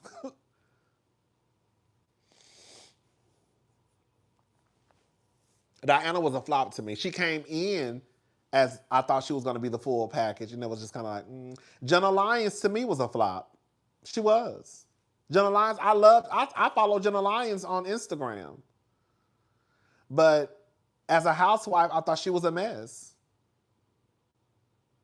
But yeah, so yeah, who I think is going to come back, I don't know because you just never really know. See, now, okay, here we go. I feel like Nneka should have had another season. Why? Now I gotta call you on the phone. Now explain to me. You think Nneka should have had another season? What? Baby, let me tell you something. If you think that Nneka should have had another season, Angel definitely deserves another season.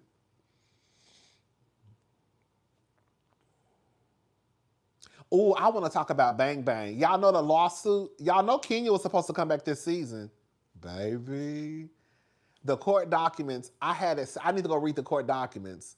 We might go live and talk about that this week because I ain't really got nothing else to talk about. We might talk about the court. It's kind of like, I know don't nobody care, but I was seeing parts of the court documents. Kenya was supposed to come back this season, but because of that lawsuit, I think we pretty much kind of figured it out. Because of that lawsuit, that's why she really didn't come back. I think Bang Bang was coming back this season and Kenya was going to both come back.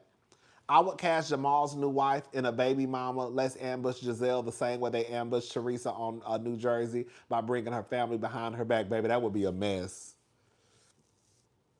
That would be low-key good, though. But yeah, I want to talk about that lawsuit with Bang Bang and how Kenya was supposed to be back. Kenya was there. Girl, okay. To me, it don't matter at the end of the day whether she was suspended, let go, terminated, whatever. Words do matter. I'm not going to act like they don't. But to me, it's kind of like, girl, whether she got suspended, girl, she ain't on the show.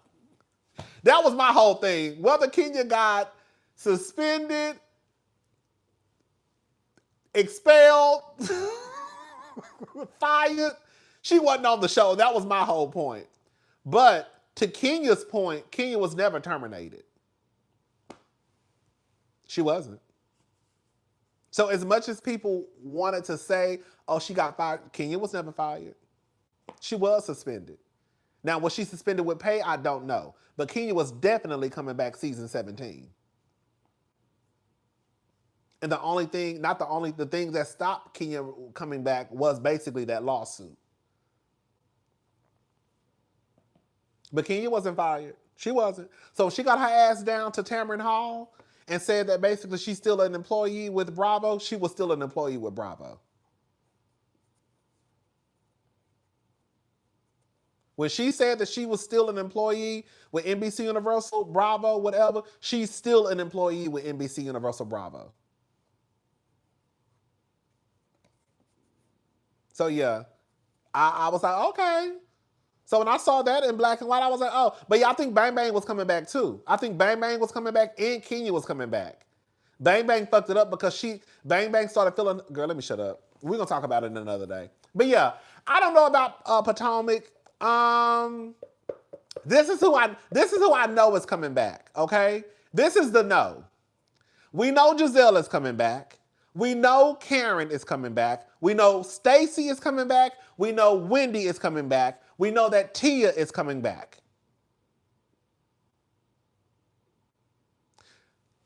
Monique is coming back more than likely. Everybody else, I think, is up for grabs. Is Ashley coming back? I don't know. I could see Ashley being gone this season. Is Kay coming back? I don't know. I could see Kay definitely being gone. Is Angel coming back? I don't know. But the other people, I think those are a definite yes. Giselle, Karen, Stacey, Wendy, Tia, I think are all yeses. I do.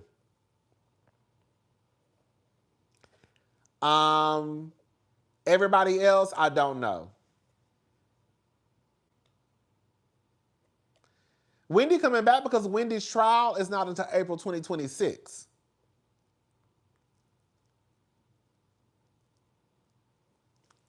I think Wendy coming back. Wendy's trial is April 2026. I feel like they're about to shoot the reunion. So when is this season going to be over? This season is going to be over what? January, February? Oh, I don't know. She might film half a season.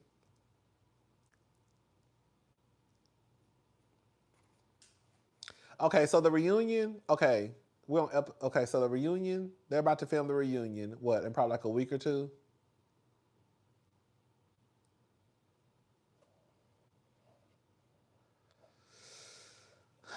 Okay, so the reunion is about to be filmed. That means that the season probably will be over in January, right?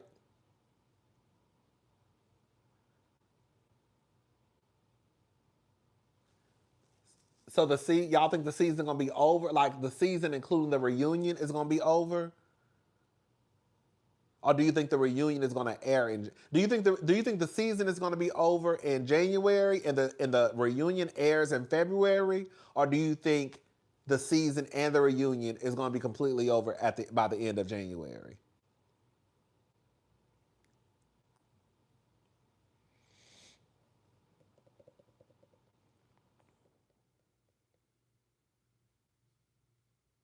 The reunion will air in February. Okay, that's what I'm thinking probably too.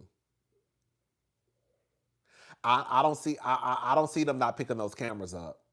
I don't. I don't see them not picking those cameras up. I don't.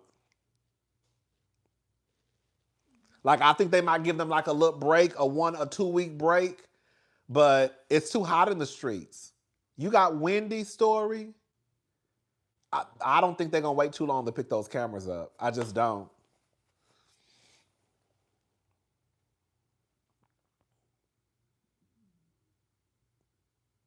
Yeah, because her trial is in April 2026.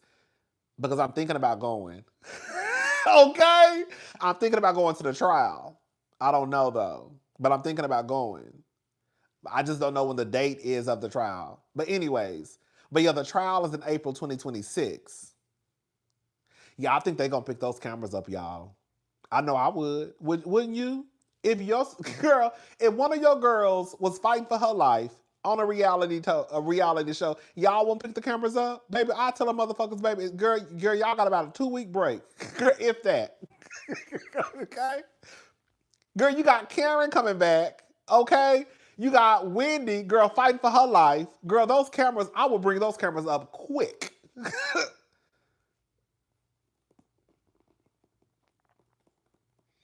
I would bring those cameras up. I would.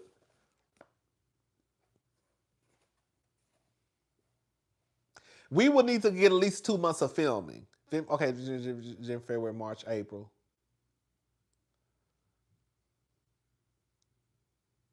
Yeah, we will have to bring those cameras up by March. We would. We will have to bring those cameras up by March. Yeah, we would have to bring. Girl, we would have to bring those cameras up. We would. I would bring those cameras up because we not missing this.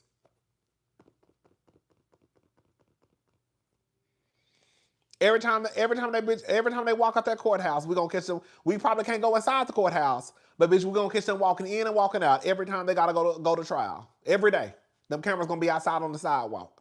Okay.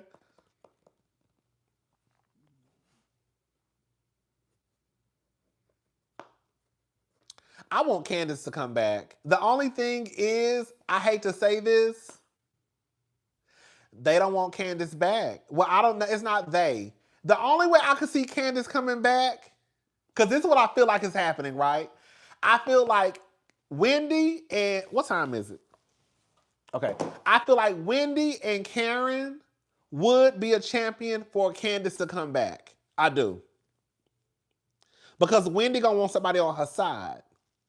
Because if Ashley come back, Ashley is going to be swinging Wendy every which way because she don't like Wendy and Wendy don't like her. Karen likes Candace.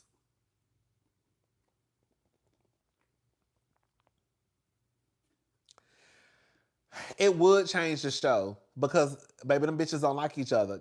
Monique and Candace don't like each other. Giselle and Candace don't like each other. It would really, I'm not gonna lie, girl, ooh. I hate to say it, but it might get a tad bit, dark. I mean, if it ain't no dark than what Giselle telling Stacey can't be around children. Hello. I don't like, I just feel like, ugh. Giselle and Candace will be no peace. It won't. Because Candace can't stand Giselle and Giselle can't stand Candace. And I don't like that because Giselle, it bothers me because, Giselle, you really are the shit starter.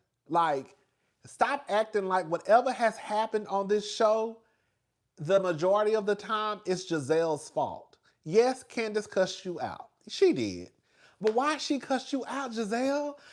You don't have no reason to be mad at Candace.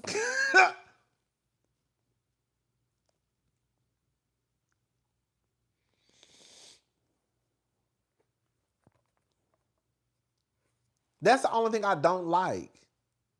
And then Monique being fake as fuck. I'm sorry, y'all. I know some of y'all, one of y'all got in the comment section talking about you can't tell nobody how to heal. Okay, girl. Okay, whatever. But this is why I think Monique is full of shit. I'm going to tell you why. Monique said that her healing journey started because of what?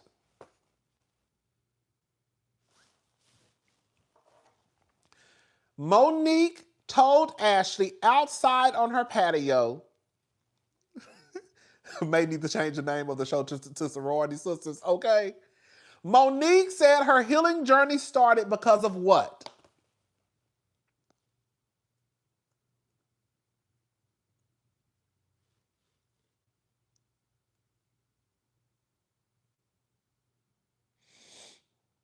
Y'all correct me if I'm wrong. Because sometimes I be forgetting shit. Monique said her healing journey started due to the fight. Did she not say that? Did she not say that while she was sitting outside on her patio with Ashley when Ashley came to visit her house for the first time? Did she not say her healing journey started due to the fight? And she had to basically dive into some shit. Did she not say that? So, thank you. So, it is hard for me to believe that you're on this healing journey and you're saying that the journey started due to the physical altercation you had with your little sister, and that person is not a part of you trying to become healed. I'm not saying that that would be the scenario for every person, because somebody can do some horrific shit to you. I don't need to give examples. And that does not mean you need to sit in front of them. Y'all get what I'm trying to say? I ain't trying to trigger nobody. But y'all get what I'm trying to say. Every person that's being healed does not need to sit in front of the person who violated them. I know it's not the same for every scenario. But girl, in this scenario, girl, how you not gonna meet up with the girl who you fought, who you called your little sister? But girl, you could meet up with the bitch who was basically about to bring a lie on to the show about the paternity of your son. Come on now, sister. I get it. Every scenario, everybody not gonna sit down with the person who violated them, and they shouldn't. But in this situation, the fight that happened with your little sister, how you not gonna want to sit down with the person who you fought, but you will sit down with Giselle? And then even apologize to Giselle kids. What? Girl, Giselle ain't apologized to your motherfucking kids. Did Giselle apologize to your son? I said, oh, girl. Hey, Faith, Love, Life, and Style. Hey, Rodney. Hey, cousins. Happy holidays. So this is why we need another cast member to pull on Sherman's play stunt on Giselle. She is evil and needs to truly meet her match. So sick of her. That's what I'm saying. Like, that's why you gotta have people on the show that is not afraid to buck at Giselle or Ashley. And Candace is the girl who's not afraid to buck at Giselle or Ashley.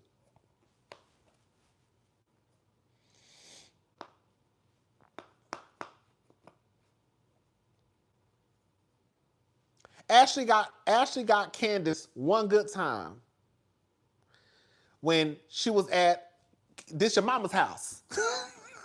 She had Candace spazzing out. She whacked Candace. She got one or two good licks on Candace that night. This your mama's house. Baby, she got Candace one good time, and ever since then, Candace came back and said that bitch got me fucked up, and girl, she had her foot on Ashley's neck. Ever since that time, she cut up in that lady's house. She got Candace one good time at that house. And ever since then, Candace ain't never took her foot off her neck. Okay? All it took was that one time for Ashley to cut up with Candace. And Candace ain't never raised up off Ashley.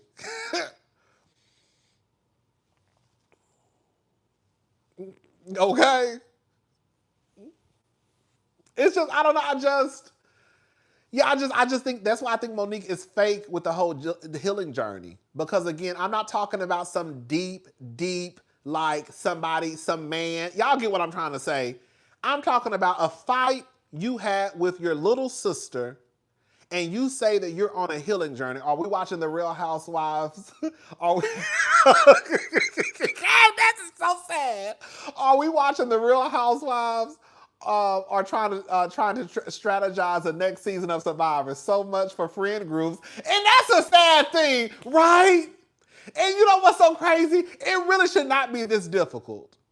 It really should not be this difficult. Like, but that's what it really gives on some of these shows. But Potomac, it really does give Real Housewives of Survivor. It does. It does. And it's sad. Because it shouldn't be this difficult. Like, girl, just bring the girls back and let them do what they do. But it's like, well, this person can't come back because this person, they might match. You got you got Monique and Giselle who don't like Ashley and they gonna team up, and who don't like Candace and they don't want Candace to come back. But girl, Wendy and Karen like Candace and they might need Candace to be on their side. Girl. But then like that, it does start to get like Survivor. And it's so sad. It really shouldn't be this deep. But I think it's like, girl, I think it's like that because of Giselle. I'm sorry, I do.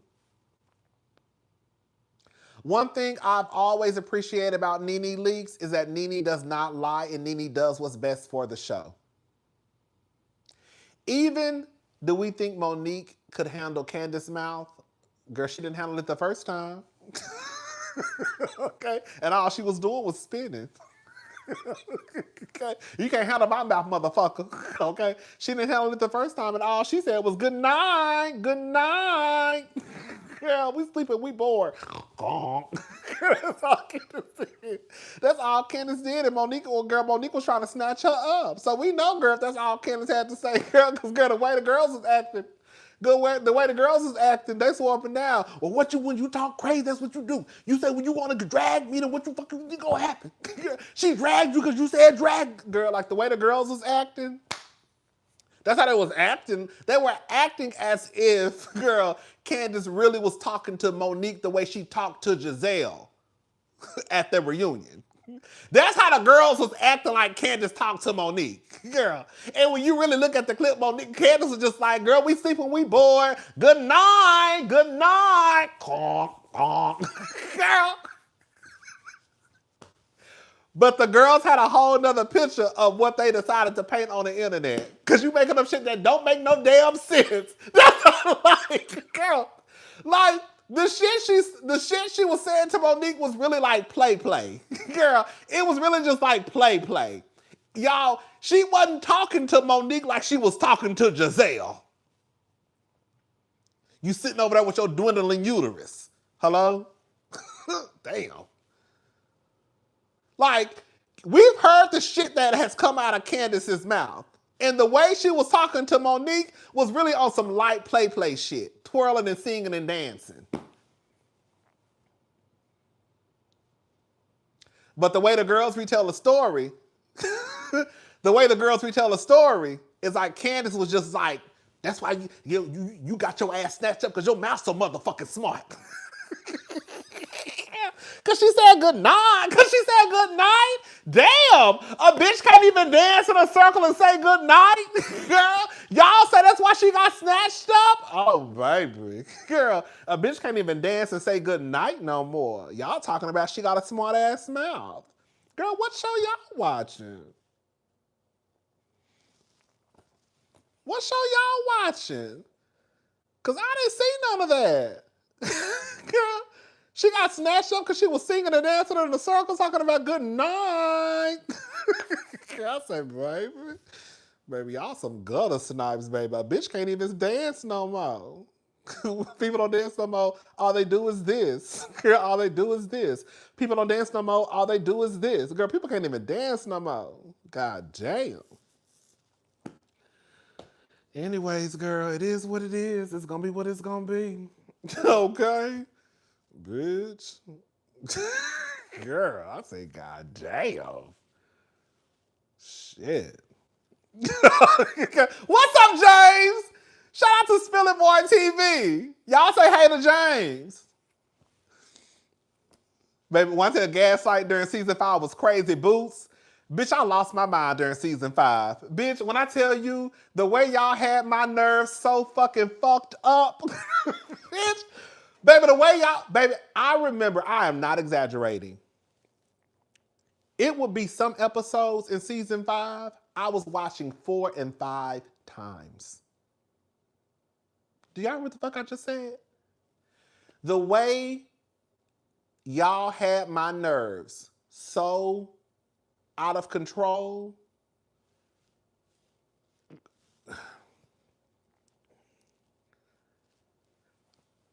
Baby, when I tell you, I was watching the episode like, girl, what am I, like, girl, I don't know what's going on. Like, girl, you would have thought that Candace questioned the paternity of her children. Come on.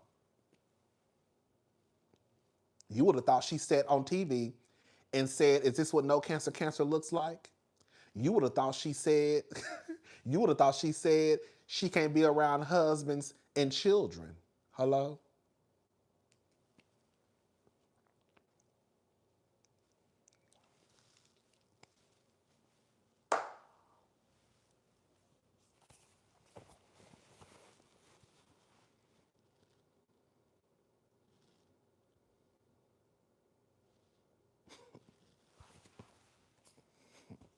Baby.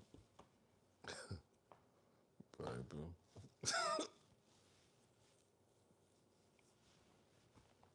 Shout out to my girl Candace though. I hope she come back. I really want Candace to come back. It's been 2 years. Especially if Ashley is gonna be there. I do think Ashley needs somebody to check her. Because Ashley wanna run amok, bitch, calling people hoes and shit. While yes, she might have called Candace a hoe. Babe, I guarantee you, the response that she got from Stacey, even though it was funny, a hoe. Girl, I'm not gonna holler.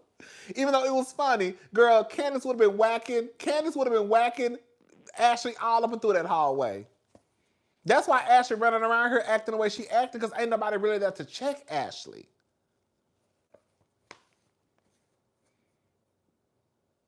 Come on. You would have thought she lied on Chris Samuels and said she tried to take her into her hotel room to see if he was a sneaky link. Hello, to see if she was down with it. You would have thought that girl, she had told everybody that girl, he convinced me to go into my hotel room because he knew my glam squad was gone. Girl, that's some nasty work. Girl, I'm about to get pissed off. I'm about to get pissed off thinking about it. That's the way y'all be acting with Candace.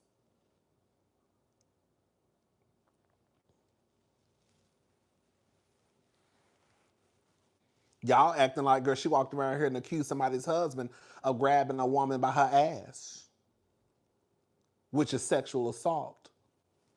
Hello? Well, we're going to leave it alone, though. We're not going to go in the past. We're going to leave the past in the past.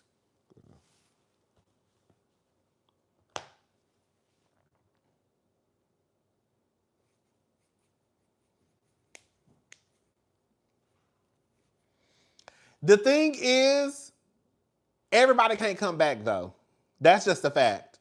The money ain't that long in Potomac. Everybody can't come back. Somebody gonna have to be fired. The reason why they were able to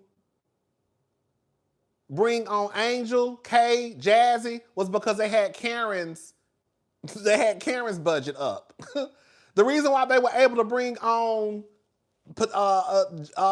Kay Michelle, what's the girl name? Miss Slutty, the slutty woman. Because Kenya budget was up for grabs.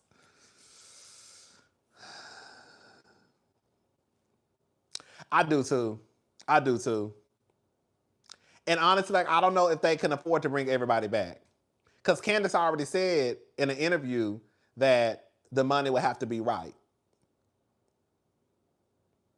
So if you bring in Karen back, that means somebody getting fired or somebody getting a budget. You know what I'm saying? Like, you can't bring. There's no way possible you gonna bring. Like, there's no way possible you can bring back Stacey, who probably gonna want a raise. Clearly, Tia, she a new wife, so she really okay. There's no way you gonna bring back Giselle, Ashley, Wendy, Karen. Hello, girl. Stacey, Monique, Candace, girl, somebody gonna have to get fired. Everybody can't come back. Girl, somebody gotta go. Everybody can't come back. That's just what it is. Cause I could see Wendy possibly wanting to get a raise because she knows what's about to happen next season if they start filming on time. I can see Stacey wanting a raise because she's the hot topic of conversation, clearly. Giselle, I don't know what's going to happen with her, but Giselle is more than likely going to either be the highest paid or one of the highest paid. Karen coming back. Like, the money ain't that long. Like, the budget is the budget.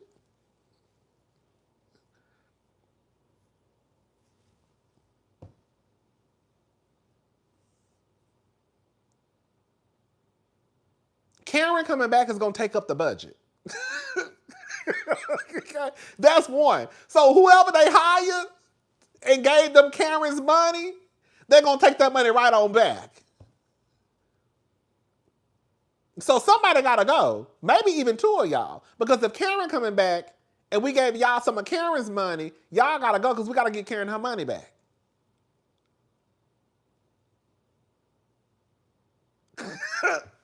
Unless one of y'all going to take a pay cut.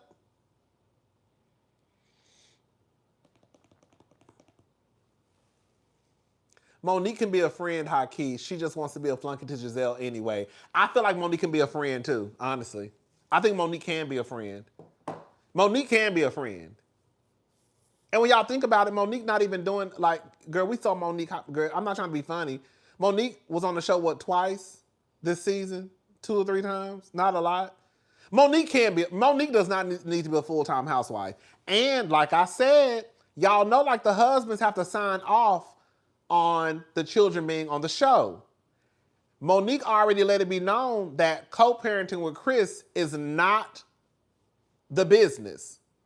So if Chris and Monique are at odds and Chris has to sign off on those children being on the show in order for Monique to be a full-time housewife, I could see Chris getting in the way of Monique being a full-time housewife. The same way that stunt Mark tried to pull with Kenya. So I don't know.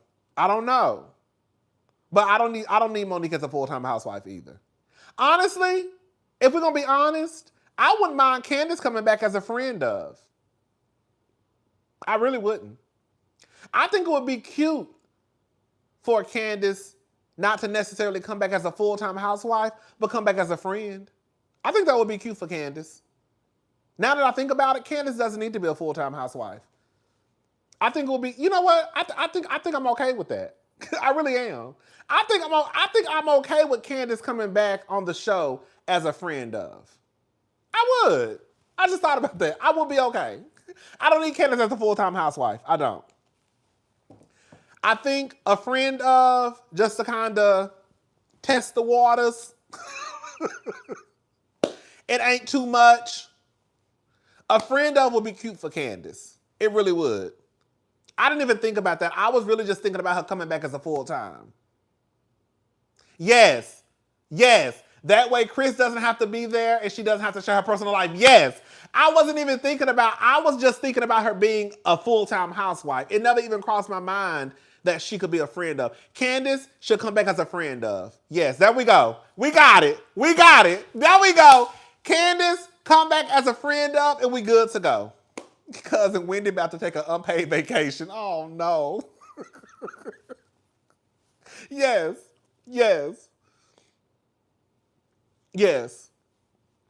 It would be good for Wendy to come back. I mean, for Candace to come back as a friend of, to just test the waters. While she ain't got to be in their face all the time. Probably just shoot some scenes with Wendy, shoot some scenes with Karen. You see what I'm saying? Pop in on a couple of dinners and then pop out. I think that would be cute for Candace. Yes. I think that could work, honestly. I think that could work. Come on, strategy! Come on, strategy! The people said Wendy not gonna be there, girl. Wendy, they gonna have to bring the cameras up. If the reunion wraps in February, they're gonna have to bring those cameras back up in March, ASAP. Because the trial is in April. April what? I don't know. But the trial is in April. They need to bring those cameras up. When that reunion goes off air, they need to tell them girls, baby, the cameras are coming up in 7 days. So get y'all shit together. They need to make sure they I'm sorry, Wendy is on a reality TV show. They need to get the shit on TV. This is what you signed up for. We probably can't go in the courthouse, but I think they should get them cameras back up. I would. If I was in charge, I would tell them a week after the reunion, girl, we filming. Hey, cousin, just wanted to show some love will catch the playback. Side note that you ever get your shoes fixed, girl. But thank you, Shots of Jack. Baby, don't ask me about them shoes.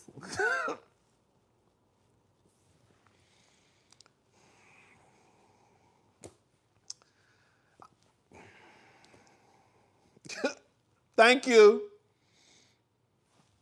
Okay. It's too much happening. But yeah, that's what I think. I think they should get rid of Ashley and bring Candace on as a friend of. Candace needs to come back as a friend of next season. Not a full-time housewife. A full-time would be too much. It would be cute for her to do a friend of. That action would be kind of fab. That action would be kind of fab, low-key. Can you imagine her and Karen walking into a lunch together and gagging Giselle and everybody else? Baby, Giselle would be hot than a motherfucker. She would be a friend of Wendy or Karen. Karen likes Candace. Don't forget at the reunion, when she gave a shout out to Candace. Everybody was shocked. Karen, we ain't got to go down the road about why they like each other. But Karen likes, she likes Candace. But yeah, she gave a shout out to Candace at the reunion. Candace could come back as a friend of Wendy's. She could come back as a friend of Karen.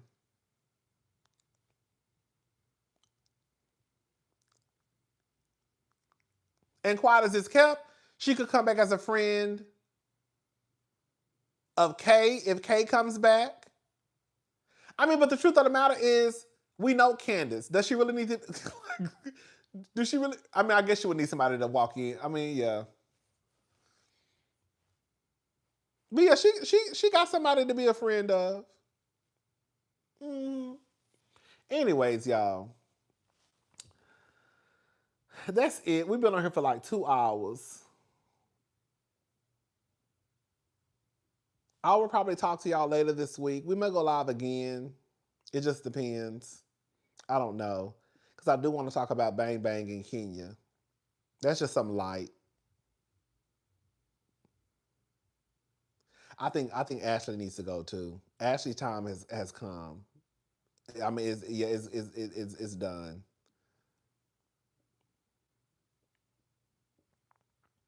Yeah.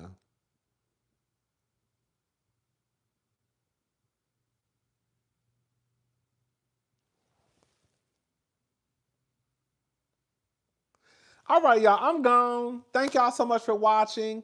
Happy holidays for those who celebrate the holidays. If not, I hope everyone has a fabulous week. I might go live on Christmas Day. I'm not sure. I don't know what's happening, but I might. It just depends on what happens that day. So we can just kiki and probably drink some eggnog and all of that good stuff. You know how we do. All right, I'll talk to y'all later. Bye, y'all.